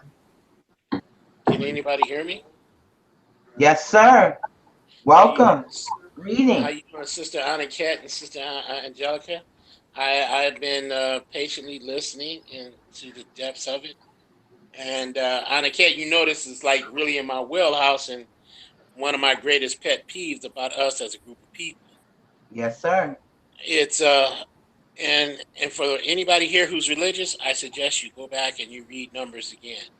For those who are not very religious or not tuned into Numbers, when you're in a conflict or you're in a situation where it's been designed for your numbers to dwindle and other numbers to come up, they use certain tools, and we have fallen into what I consider the trap door of all of this, and these names and terms that we use to identify ourselves or situations. Like, for an example, I've heard the word cheat, which is very a pet peeve of mine, because when you look at how the human body is built for the male, the human body is built for the female, that's totally ludicrous. But what is conclusive is the fact that we do not trust each other enough to explain our situation fully. The male is designed with billions and billions of sperm. That's undeniable. That's evidence. The female is only given so many eggs. That's evidence, unrefutable. A woman carries a child for 9 months to 13 months of gestation and delivery. That's undisputable evidence.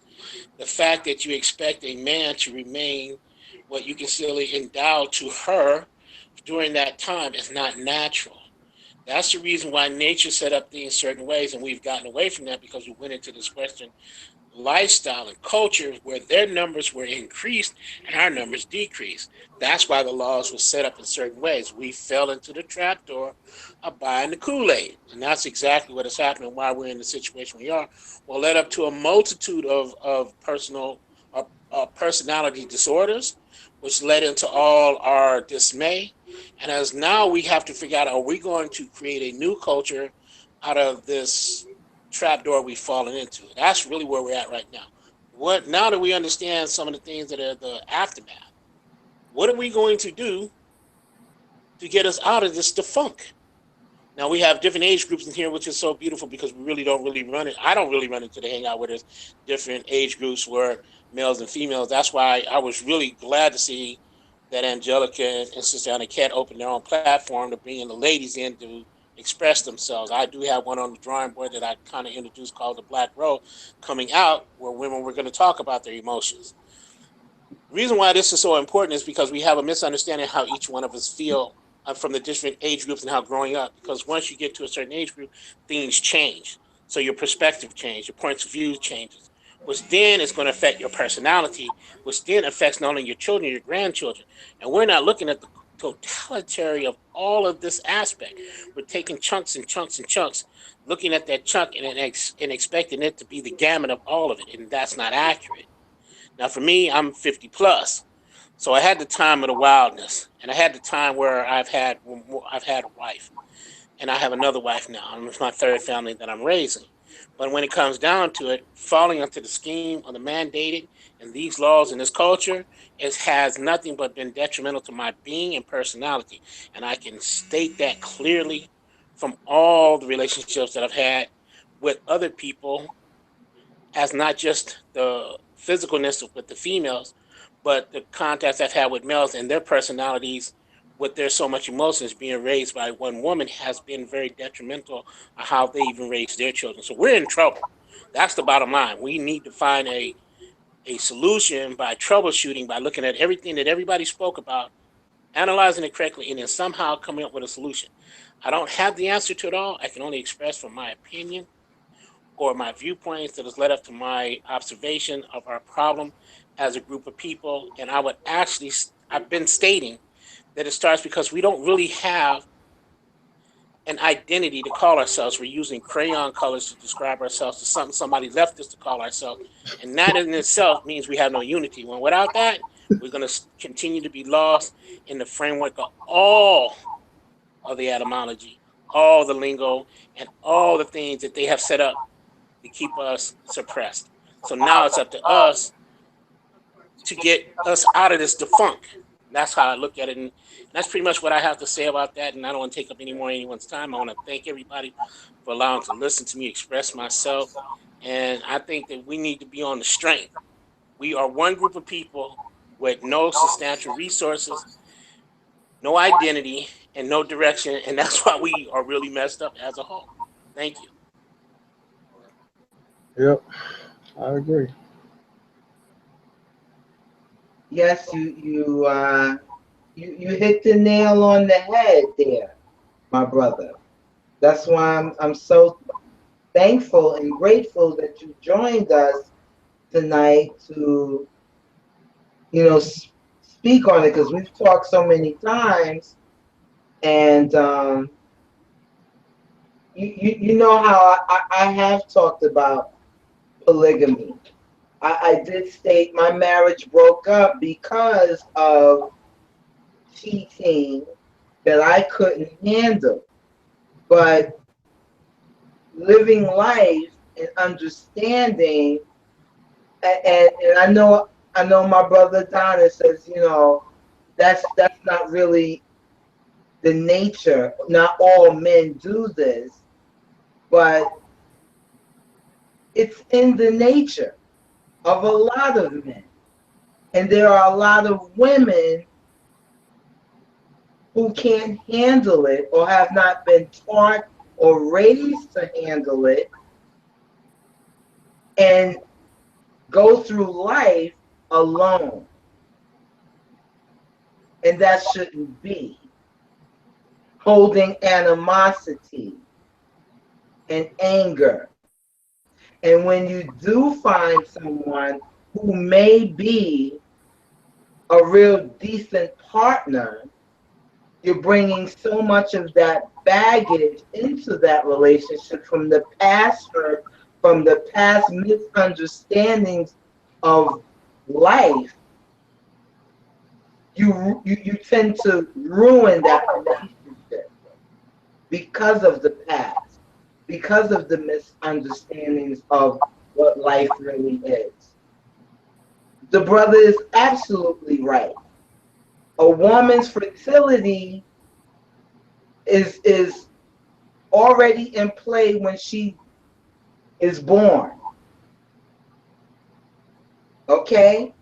You can't expect a woman to have 100 children or to have the levels of desire throughout her whole life.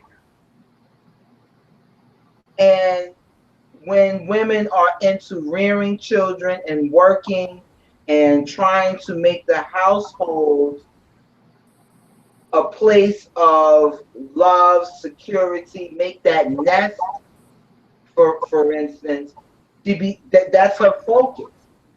And sometimes men do feel like, well, what am I, just to work and come home? And so he's venturing out. that's why that movie resonated with me so much.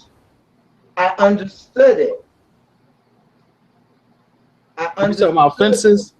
That's right. I love that movie, man. I understood what the male was talking about just as well as the female. And what she did is exactly what many women should be doing. Should be doing. But because of What should women be doing? Repeat that. I'm listening. I missed that. the women, and like I said, I don't really want to give it away to the people who did not see it, but she did something for this man who hurt her.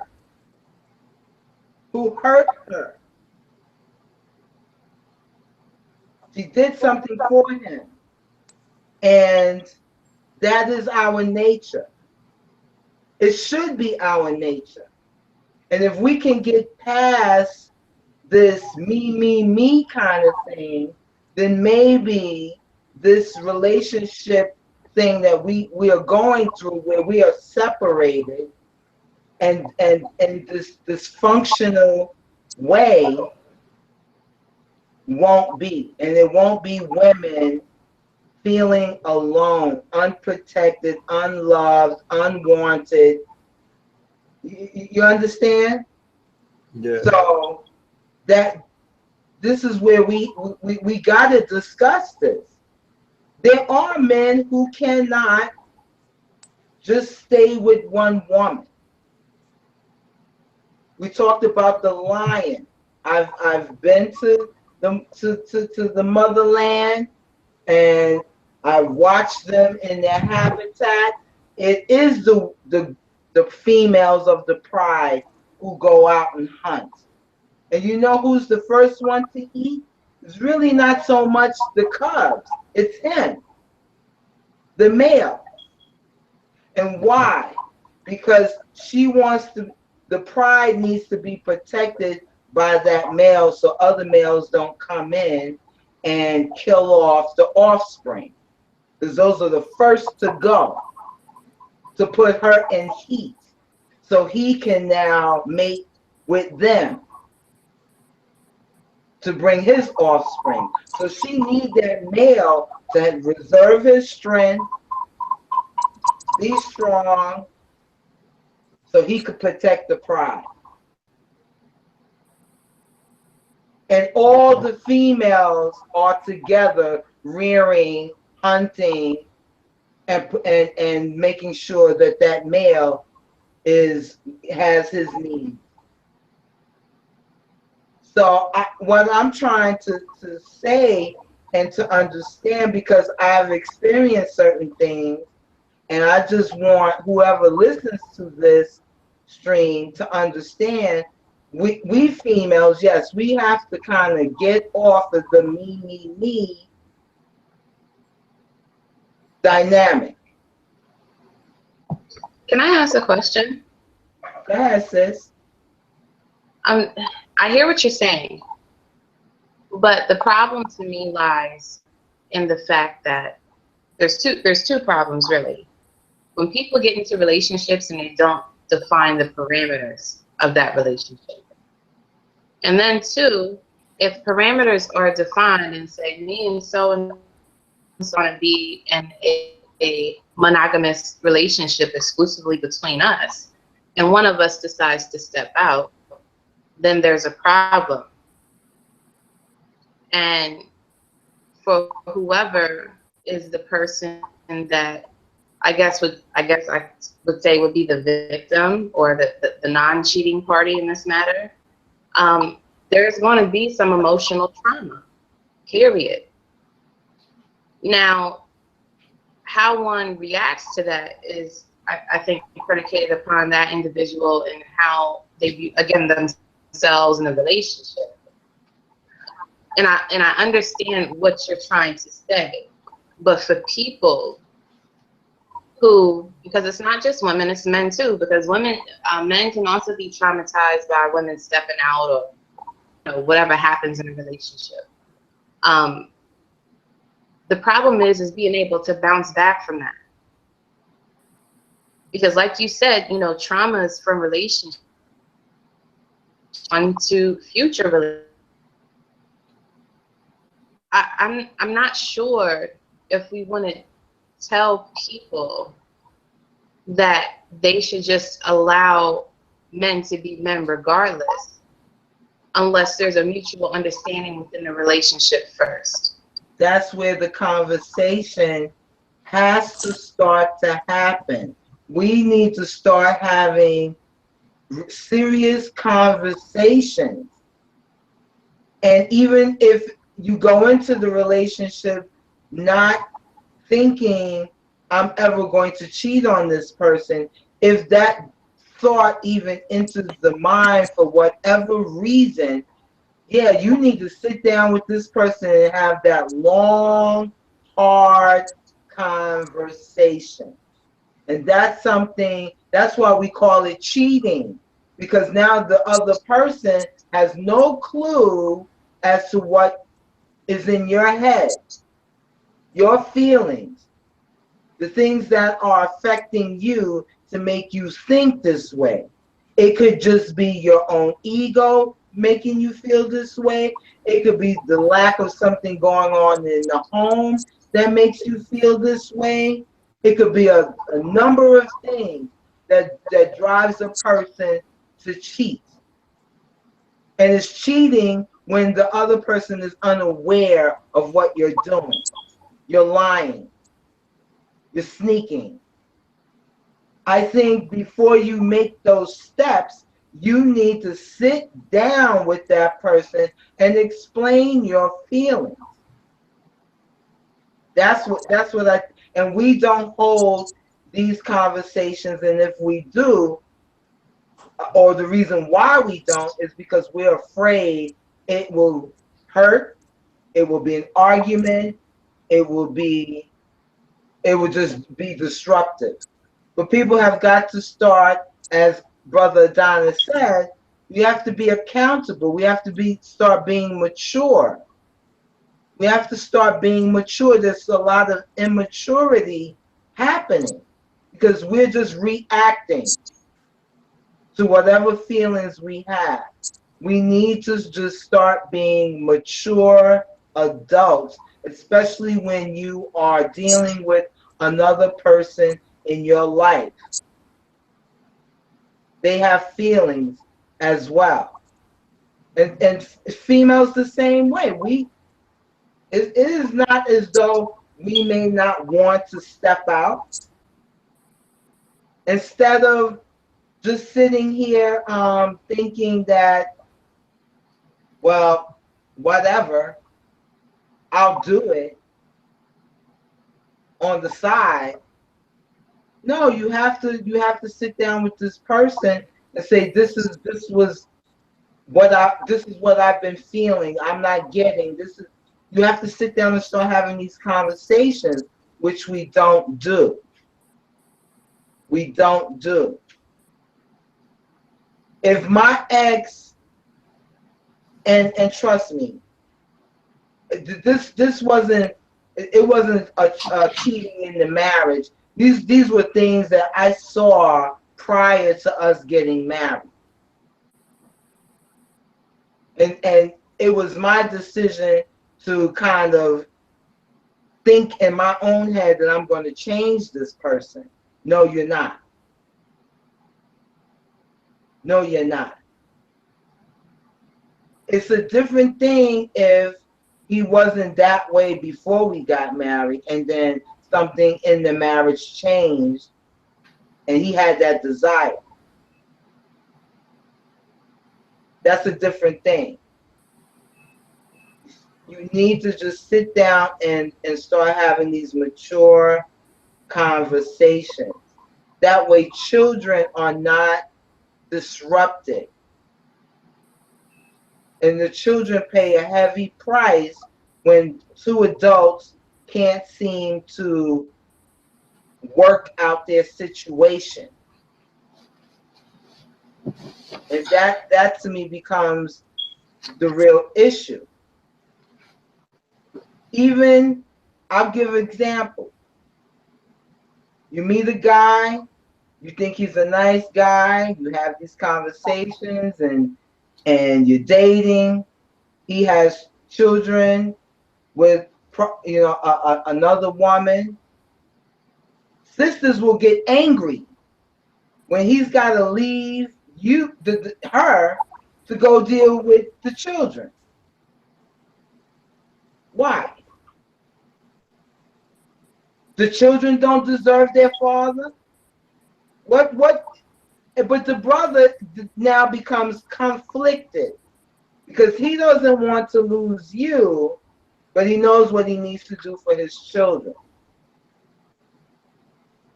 And you don't think that brings animosity on him that he may not express to you? That every time I say to you, I need to go over here and deal with my kids, you get an attitude. Sister A, may I kind of interrupt on that?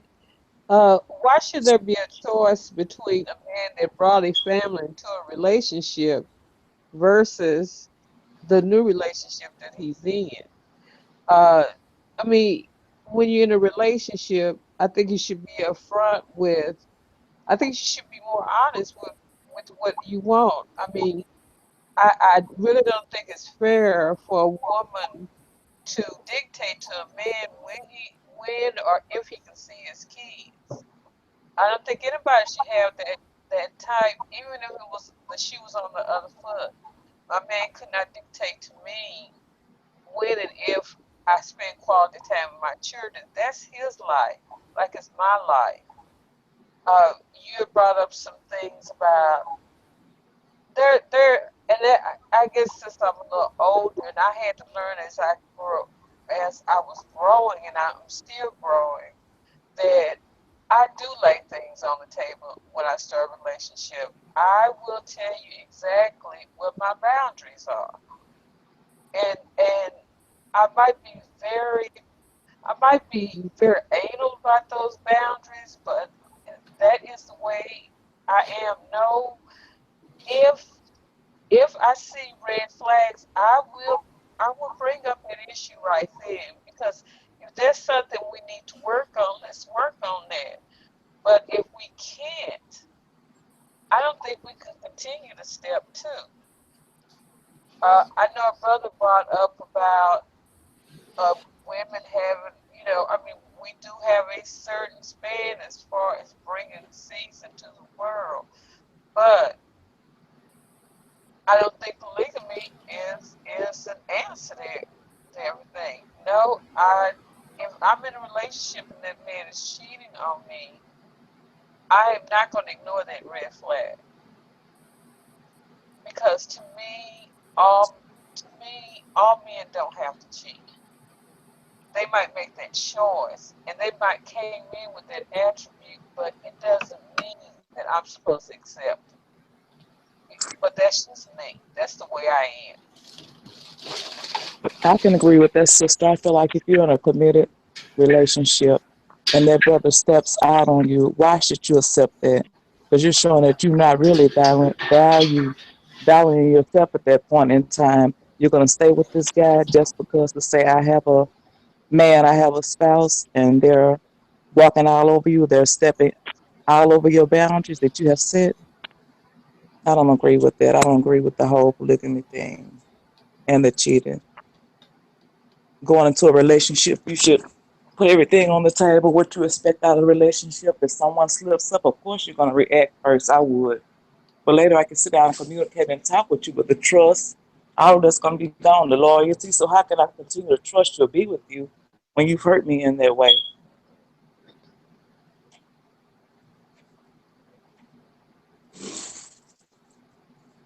I think as far as polygamy, that sometimes people misconstrue the whole culture just to be mainly about sex. The women, and that's not, I'm not talking about no lesbian stuff neither. I'm talking about the women have a relationship. That's where the sister wives come in.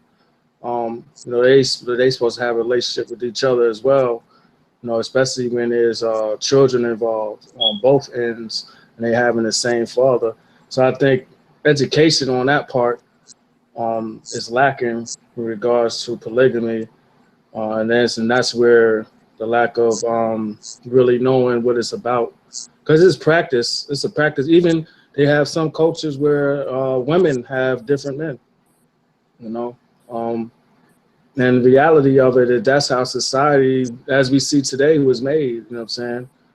It ain't just this one, woman and man that's made everybody. At one point, when we talking about survival and stuff like that, it's necessary, and that's where like someone saying about being mature about it. You got to be mature about it. You know what I'm saying? As far as that concerned, and then the women has to come together when the babies is born, and so because they'd be brothers and sisters. You know what I'm saying? They're siblings, and they rear the children. Make sure they're together. Make sure the siblings are together. So they have to communicate amongst each other. You understand what I'm saying? That's where the maturity comes in. So, I mean, I don't really personally don't see nothing wrong with it, but like I said, it's just how society perceives everything and throw monkey wrenches and all this other stuff in it. And that's where we get the monogamy. And like someone then they said it too is based on how the approach of it on it, from in the relationship period. And this is what I expect from you. You know what I mean? So, but then it's an oxymoron too, because then there's some relationships where you are honest, when a man is honest, so this is all I want. You know what I'm saying? And then down the line, when they showing, what I'm saying, the fact that, I'm not, some men are just, play blunt. I'm not a one woman man. I'm not saying I got other chicks. At the time, they might be good with that. You know what I'm saying? And then when the woman sees it, they probably catch feelings, then, it's a problem. But like, dang, didn't I tell you that from the beginning? You know what I'm saying? So then it's a catch-22. They say you want honesty, but when we be honest, it's like, dang. Then if we do, then if we don't. I want to ask the sisters as well as the brothers, but this is mainly towards the sisters. You're in a relationship, you're in a marriage, and you've laid your ground rules. This is my line. Don't cross it. You've been in a marriage 15 years, 10 years, 20 years. And because for whatever reason, and there's ups and downs in every marriage, right? It's not going to all be good. It's not going to all be bad. You have your children. He crossed that line that you didn't want him to cross. Are you now willing to throw all that marriage out the window because he crossed that line? Or is there no room for forgiveness? Is there no room to work this out? Well, sister, we're all human beings. We're all, we're all bound to make mistakes. And I mean, if a man has an affair outside of marriage, I want to know if we can work it out. Now, if we worked it out, via counseling, via soul searching to see what's going on with our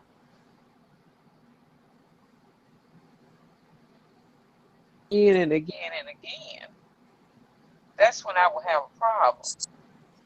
Because some couples do cross those boundaries. But if you're a repeat offender, that means that this is who you've been to me. You've always been, and the more we talk about it, and the more you do it, no, I do have a stopping point at that. I mean, the brother was talking about sister wives. Do you realize in African cultures, it is not the men who pick these wives, it is the first wife who picks the sister wives. She is the one that has to approve of these wives before before the man even selects her, the first wife actually goes into the hunt to interview that wife. It is not because I'm bringing another woman home. It's that first wife has to agree. It happens in Asian cultures, it happens in Aboriginal cultures, that the woman is still ahead and she has to know. He can't just bring a woman in the house and say, well, this is my other woman, you got to deal with it. They both have a say so in that relationship. So if a man possesses me, okay, did he, and You if I, drifting out, sister. You drifting out. Yeah. excuse me? You were drifting out. Your mic. Oh, okay. Can you hear me now? Yeah. Yeah, perfect. Yeah. Okay. What part didn't you hear? That's what I want. Uh, Now I was explaining about as far as polygamy goes, it is the first wife that selects the mates for her husband. She's the one that has to interview the potential wife, and she's the one that sometimes make the selections. That happened in the Aboriginal cultures, in the Asian cultures, and in the African cultures. So it is not his major sole decision. His decision between him and that first wife. But as far as a monogamous relationship, if we agree on a monogamous relationship, and we've been in a long-term relationship, and he decides to go outside the relationship and have it and be with another woman, yes, I want to discuss to see what we can work on. Maybe there is something that we have become too lax about in our relationship. But if we have worked out that problem and yet he goes outside the marriage again and again and again, that's a pattern. And that is a boundary that he has crossed time and time again, which means there's a lack of respect. It's no longer lack of communication, it's a lack of respect. And that means we have to decide whether this works out or not. If he wants to continue to do this, and that means he's crossed a personal boundary that we had of mine that we had already discussed. So to me, it shows a lack of respect. And we will have to go our separate ways. Uh, no, it doesn't mean that I'm just going to put up with time and time again as long as you bring home the paycheck. That's not my thing. But Mm-mm. everyone has their thing according to their experience. But with my experience, no, I if you keep doing it, if you keep repeating the same thing over and over again and expect for me to have the same response, that's insanity.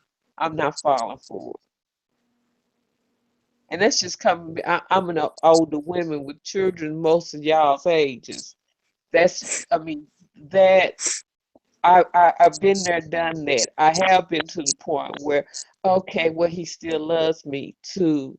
No, that's a boundary that no, that I've drawn a line in the sand on that. We discussed it, you done it again. No, I don't go for that anymore. And that just comes with experience. That's my experience. And you brothers, do you guys, how do you feel on the opposite side of it? Is it a forgivable offense or not? If your wife cheats on you, and I use that word cheat only because I don't think we have been able to sit down and have these discussions with each other prior to entering into marriage, prior to entering into relationships, prior to bringing children into the world. We haven't reached that mature level to have these conversations, not even with ourselves. I think, in a sense, we do follow society's rules. or the Western rules, that's what I like to call it, the Western rule of how things should be. Is that something that you could forgive if your woman cheats on you?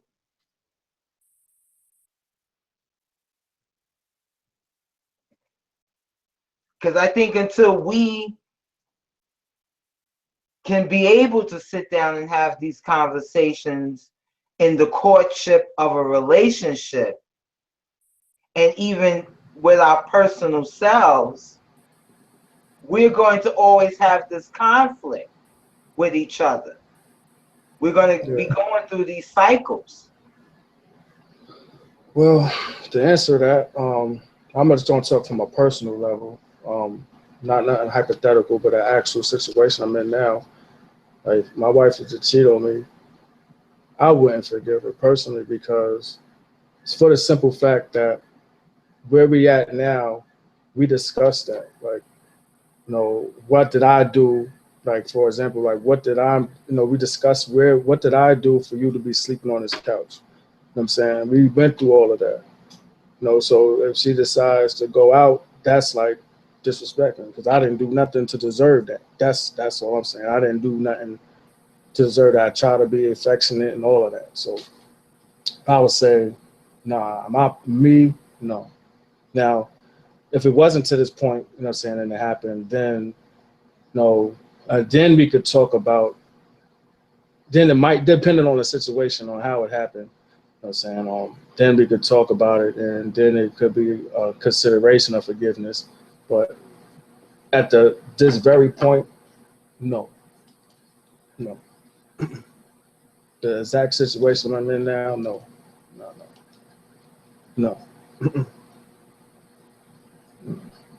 I'll say no. It wouldn't be no forgiveness, because we did all this talking. You know, you didn't give me no reason why you would in the first place. You know, what did I do? I'm trying. You know what I mean? But that'd be disrespectful, actually. So I don't see nothing that warrants it on my behalf.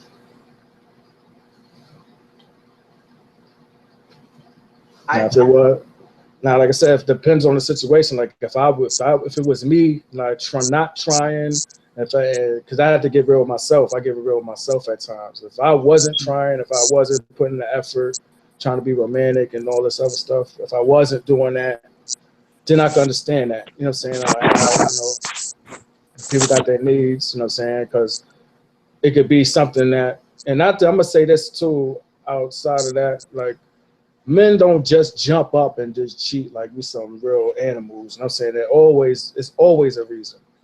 There's always a reason. There's a lack of something going on, lack of communication. May be something minor, something the woman don't listen. You know what I'm saying? To, you know, when a dude venting, they're not listening, you know, not too affectionate, you know, and other women could make up for that. Understand what I'm saying? Like, you could just talk to another woman, and she actually listening, you know what I mean, and doing different things that your woman's not doing. And then as time progresses, you know, y'all two might end up, you know what I mean? That's just how most situations happen. You know what I mean? So I would always question, what did I do wrong? But in my situation now, no, there's no forgiveness, because we went through all of that. That's the answer to the question. No. Yeah, I think it does come down to some really serious, hard conversations. And again, you know, I think as women, a lot of us, and I've seen this. We get crazy when we don't allow, you know, if the guy we're dating has children prior to our relationship, we don't want that person we don't want that man to be around the mother more so than the kid. We don't want to help support the kids. You know, there's a lot going on with us that we really got to sit down and talk about and be real. I'm about, let's be real with this. Because the only way for it to heal and to progress and move on, we have to be honest about the things that we do. I can't be in support of, even though I'm a woman, I see certain things that go on and I don't understand it. I couldn't deal with the, what, how, think about this. You like this guy and he's not supporting his kids. What is he going to do when you have his child? He's not going to support that child, right? Because he's Mm-hmm. not supporting the one that he had before you. If he's in that child's corner, if he's that kind of man, and you admire that because you say, well, at least if I have a child by this man, he's going to be there. Why am I going to be angry when he says to me, I need to go over to so-and-so's house because I need to deal with the kids. I got to take the kids. This is the kids. I got to spend the weekend with the kids. Why am I going to get upset at that? And honestly, there are sisters that get upset that they're not getting 100% of his free time. And that causes friction. That causes a guy to start to lie, cheat, be confused in the mind. Because it's not to say he doesn't want a relationship with you. He may want a relationship with you, but you're making that relationship difficult. There's so many dynamics to what's wrong that we have to fix. And we have to, I just feel we need to just lay it all out. And so whoever's listening to this can, if they are the person that's doing it, they now can maybe sit back and reconsider or rethink what they're doing to try to fix what's going on. Because it is an epidemic of dysfunction where we can't seem to have a good relationship with each other. We're looking at, I think in some sense too, even though women, we like a good looking man. Of course, that's the first thing that we like in a person. We look at their features and say, wow, this is a nice looking person. I would like to get to know this person. But if everything is superficial and we're not going deep, then we're just going to keep repeating the cycle. That's my thing. We got to start being more deep in thought, because like it or not, in this society, we are judged already because of other people's perception of us. And if we just keep falling in the trap, then that perception is what our reality is. And we need to change that. Not all of us are welfare queens. Not all of us are into fashion, caring about the hair, the nails, the bags, the clothes, the shoes, and the name brand. Not all of us are like that. We just need to come together and have some hard discussions like we're doing tonight. And people who are listening, hopefully they could take something from it and say, Yeah, I've done that. Maybe I need to reconsider that. That's really not how a relationship should be. If you are the kind of person and you know this is who you are inside, if you're the brother who really can't control himself, then you need to tell that to the woman. And she's got to be honest enough with herself to know whether she can deal with that or not. And if she can't, then she needs to move on no matter what he says or does. She needs to move on, because all you're doing is going to bring pain to yourself, which you will eventually pass on to someone else. And then you won't have a decent relationship with anybody because of all the hurt and pain that you've gone through. It of course, is called growing pains in life, and we go through things to grow from trials and tribulations. But I think certain things we can just avoid if we are just 100% honest. That's why I don't get with the conscious community anymore. That is a fallacy. I'm with the righteous community. I want to deal with the righteous community. Righteousness to me is honesty, openness, where we are going to treat each other as if we are brother and sister, family members. And until we do that, we're going to have this dysfunction and this disunity. We need to start really being righteous with one another. And that sets us above and beyond anything that society, the Europeans or Western, whatever, that sets us above and beyond them. And that's where we need to be. If we're going to be calling ourselves kings and queens, gods and goddesses, we got to be righteous in how we deal with each other.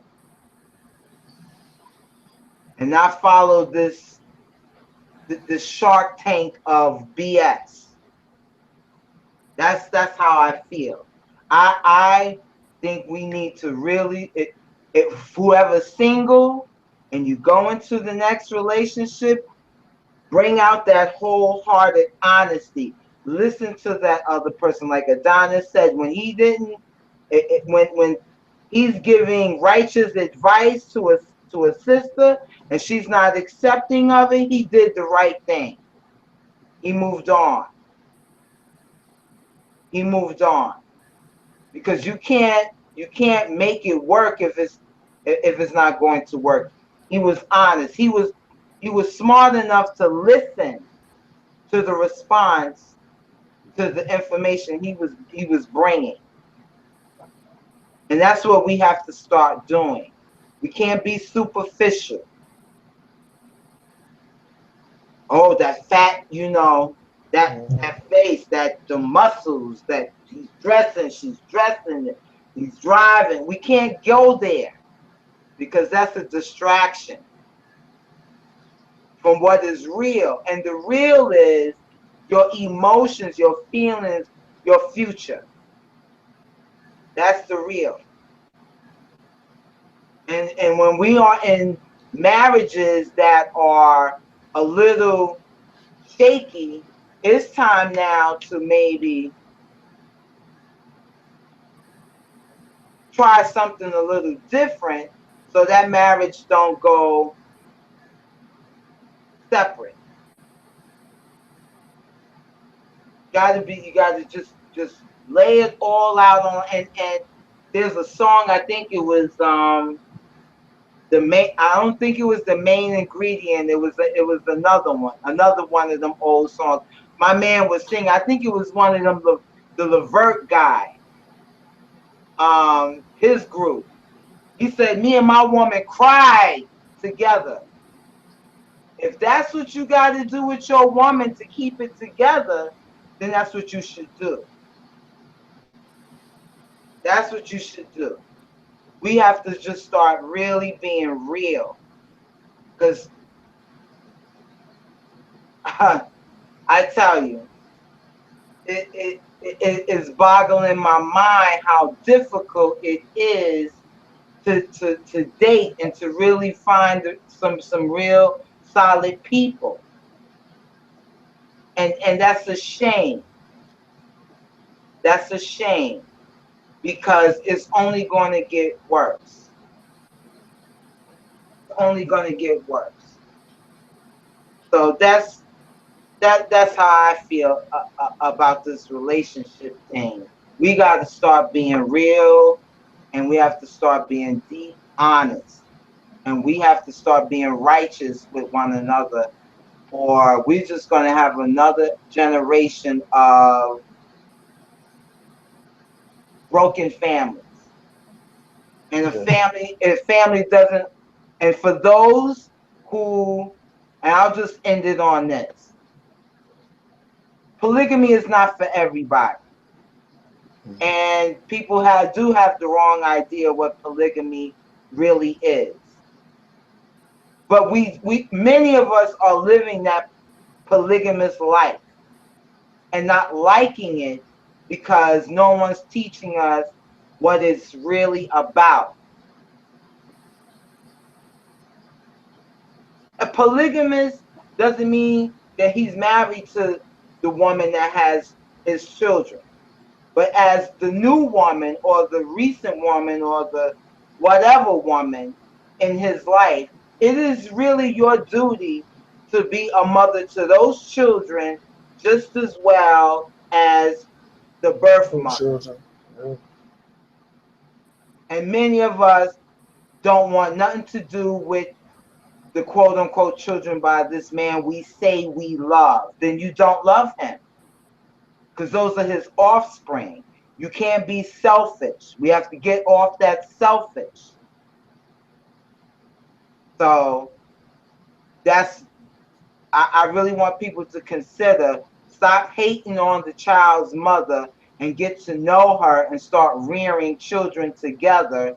And you'll see a difference in the man when he sees that these sisters can come together and care about these children. You'll see a different man, I think. It's less pressure for him to be worrying about, they can't get along. These women can't get along. I can't bring my children over here to play with my kids here, or vice versa. We got to really think about this heavily. That's my 2 cents on that. Anybody else have anything to add? Now, I just want to piggyback off of that because I love how you put that. The passion in it. I heard the passion of that. And just to piggyback off of that, just real quick, is it's not saying to accept polygamy. You don't have to accept it, but you have to really understand it. Because I feel personally, from what I'm observing in the world, it's coming to a point where we ain't gonna have no other choice. You know what I'm saying? It's not as far as survival. We ain't gonna have no other choice. You know what I'm saying? So not to say that, like I said, it's not for everybody, but I feel people should at least understand it and have an open mind to it, because I think it's coming to that point where we ain't gonna have no other choice. You know what I'm saying? We're gonna have to, because it's gonna be clique communities. You know what I'm saying? Where that, in order for that community to drive, the women are gonna have to come together and share a man. You know what I'm saying? And that's just what I see coming. It's not there yet, but I think it's coming. I think, like I said, we need to educate, especially the youth, on what they're doing. If they're gonna participate in that, at least do it constructively. Don't be just running around just thinking it's some type of orgy or something. I mean, about these babies. Making sure we raising generations to come, and they're getting that support from both sides of the family. That's just my thoughts. And that's 100%. That's 100% because I don't think any child should not know who their father is. No child should go through life not knowing who they are. And because there is more women than men, yeah, we're going to have to start accepting. There may be a time where sharing is what we're going to have to start accepting. And we don't want to hear that because we have been brought up to believe that one man, one woman, marriage for life. Yeah. And in reality, we have been dealing with polygamy, but in the wrong way. And the children are the ones who suffer the most on that. That's why they're running wild, doing the things that they do. The baby okay? Is the baby okay? Yeah, she's good. She was just coughing. She was asleep. Oh, okay. My thing. I don't mean to cut anybody off, but it's like nearly 1 a.m. here, and I see that we have one viewer, and I don't know how many hours, like approaching maybe 3, we've been talking. So I wanted to kind of open the floor up for people's last remarks. So, we can do this again, maybe have a part 2 sometime soon this weekend or something like that. So if anybody has any final points or advice that they would like to share with the rest of us and people who are viewing, please do so. Mine will be very quick. I'll say the moment we get away from this mindset of what we want and start dealing with what we need, we can overcome this. The whole thing about numbers and us coming together as a group of people should have took place when the so-called release out of slavery. That's when we should have had a plan and we never had. And this is why we are in the situation we are in today. That's all I'm going to say. Thank you guys. And hey, great conversation. Yeah.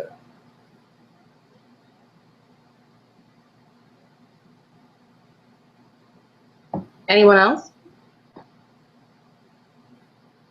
Mickey, Sabrina? I liked the conversation. There was a lot of great talking points. I enjoyed everyone putting their input in the conversation. I never been in a relationship before. I never experienced anything serious. I've probably had 2 boyfriends in elementary school, but it was like a crush moment. It was like, how you have a crush on someone and and you see them as eye candy. That was like a momentum for me. But I've never been in a real relationship though. But hearing you guys, share your experiences and talk about what was and what has to be done, it was really enjoyable. I enjoyed it. I'm learning. I'm only 21 years old and I'm learning a lot. And I hope to learn more about relationships. I really liked this platform. It's been a good night, and I liked everyone's input, and I hope that we do have a part 2. So thank you guys for putting all your input in this conversation. I hope all of you guys have a good night, though. Yeah, make sure you share that link with your friends. Okay. Anyone else want to add? I just really appreciate having this discussion as well. It's always an honor to be able to share time and as well as our thoughts and opinions in regards to what can, help our people. And I agree. I believe if we do what we need instead of what we want, I think we can come up out of this as well. You all have a great night, and once again, thank you.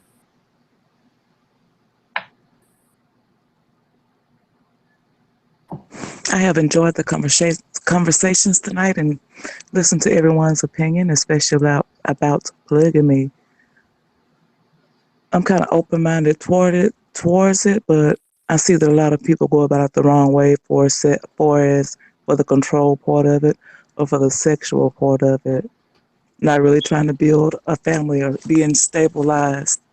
And I have no problem with if a man has a child from a previous relationship, getting to know that mother per se, doing for those children. I have no problem with that. But she has to be willing also. And I have learned a lot tonight. I really have enjoyed.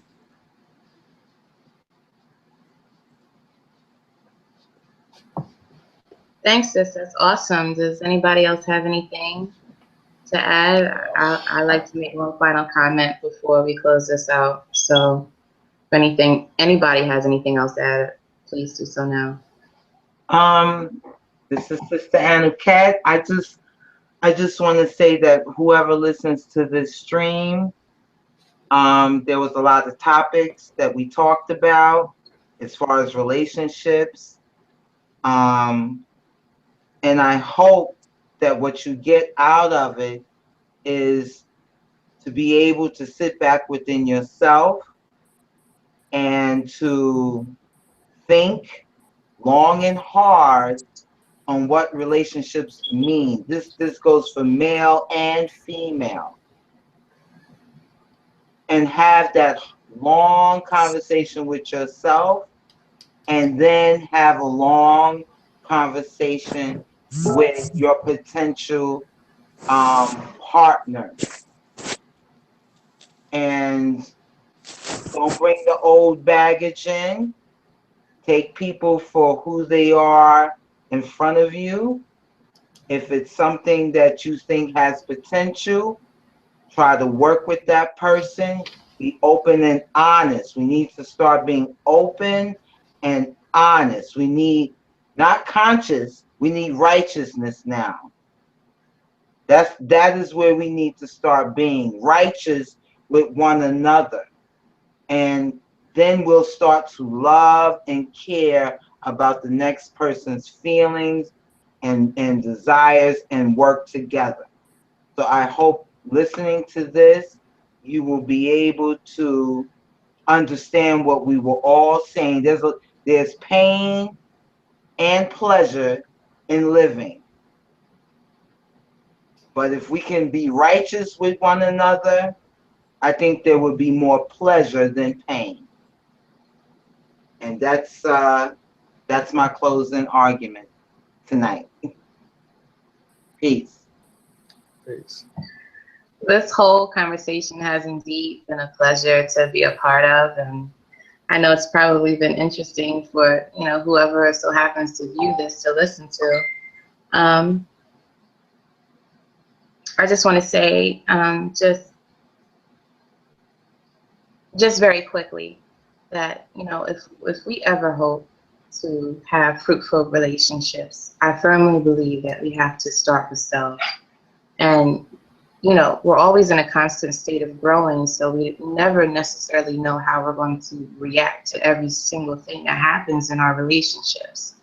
But I think it's key to be aware of how you do feel and what those occurrences make you feel emotionally and whatever else.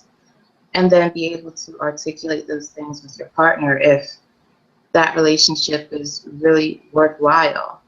And do it in a way that's not confrontationary, if that's a word.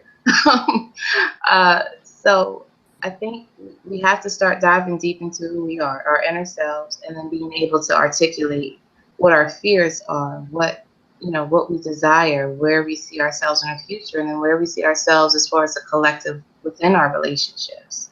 So, you know, just be mindful of your surroundings and your energy when you deal with your partner and other people, and also the energy that you have for self, because the energy that you have internally is what you put out to other people, and that does affect relationships. You know, when you wake up in a bad mood, it can affect the rest of your day just because you feel that you woke up in a bad mood. So let's just be more attentive to our thoughts and our minds and our hearts. And I hope to see some comments down below. Please, you know, like and subscribe and share this with whoever you can share it to, whatever platforms. And we here at Women's Corner and the collective of gentlemen that have blessed us with their presence, we'll see you again next time. So peace out, family. Peace. Peace, peace. Peace. Peace. Love and light.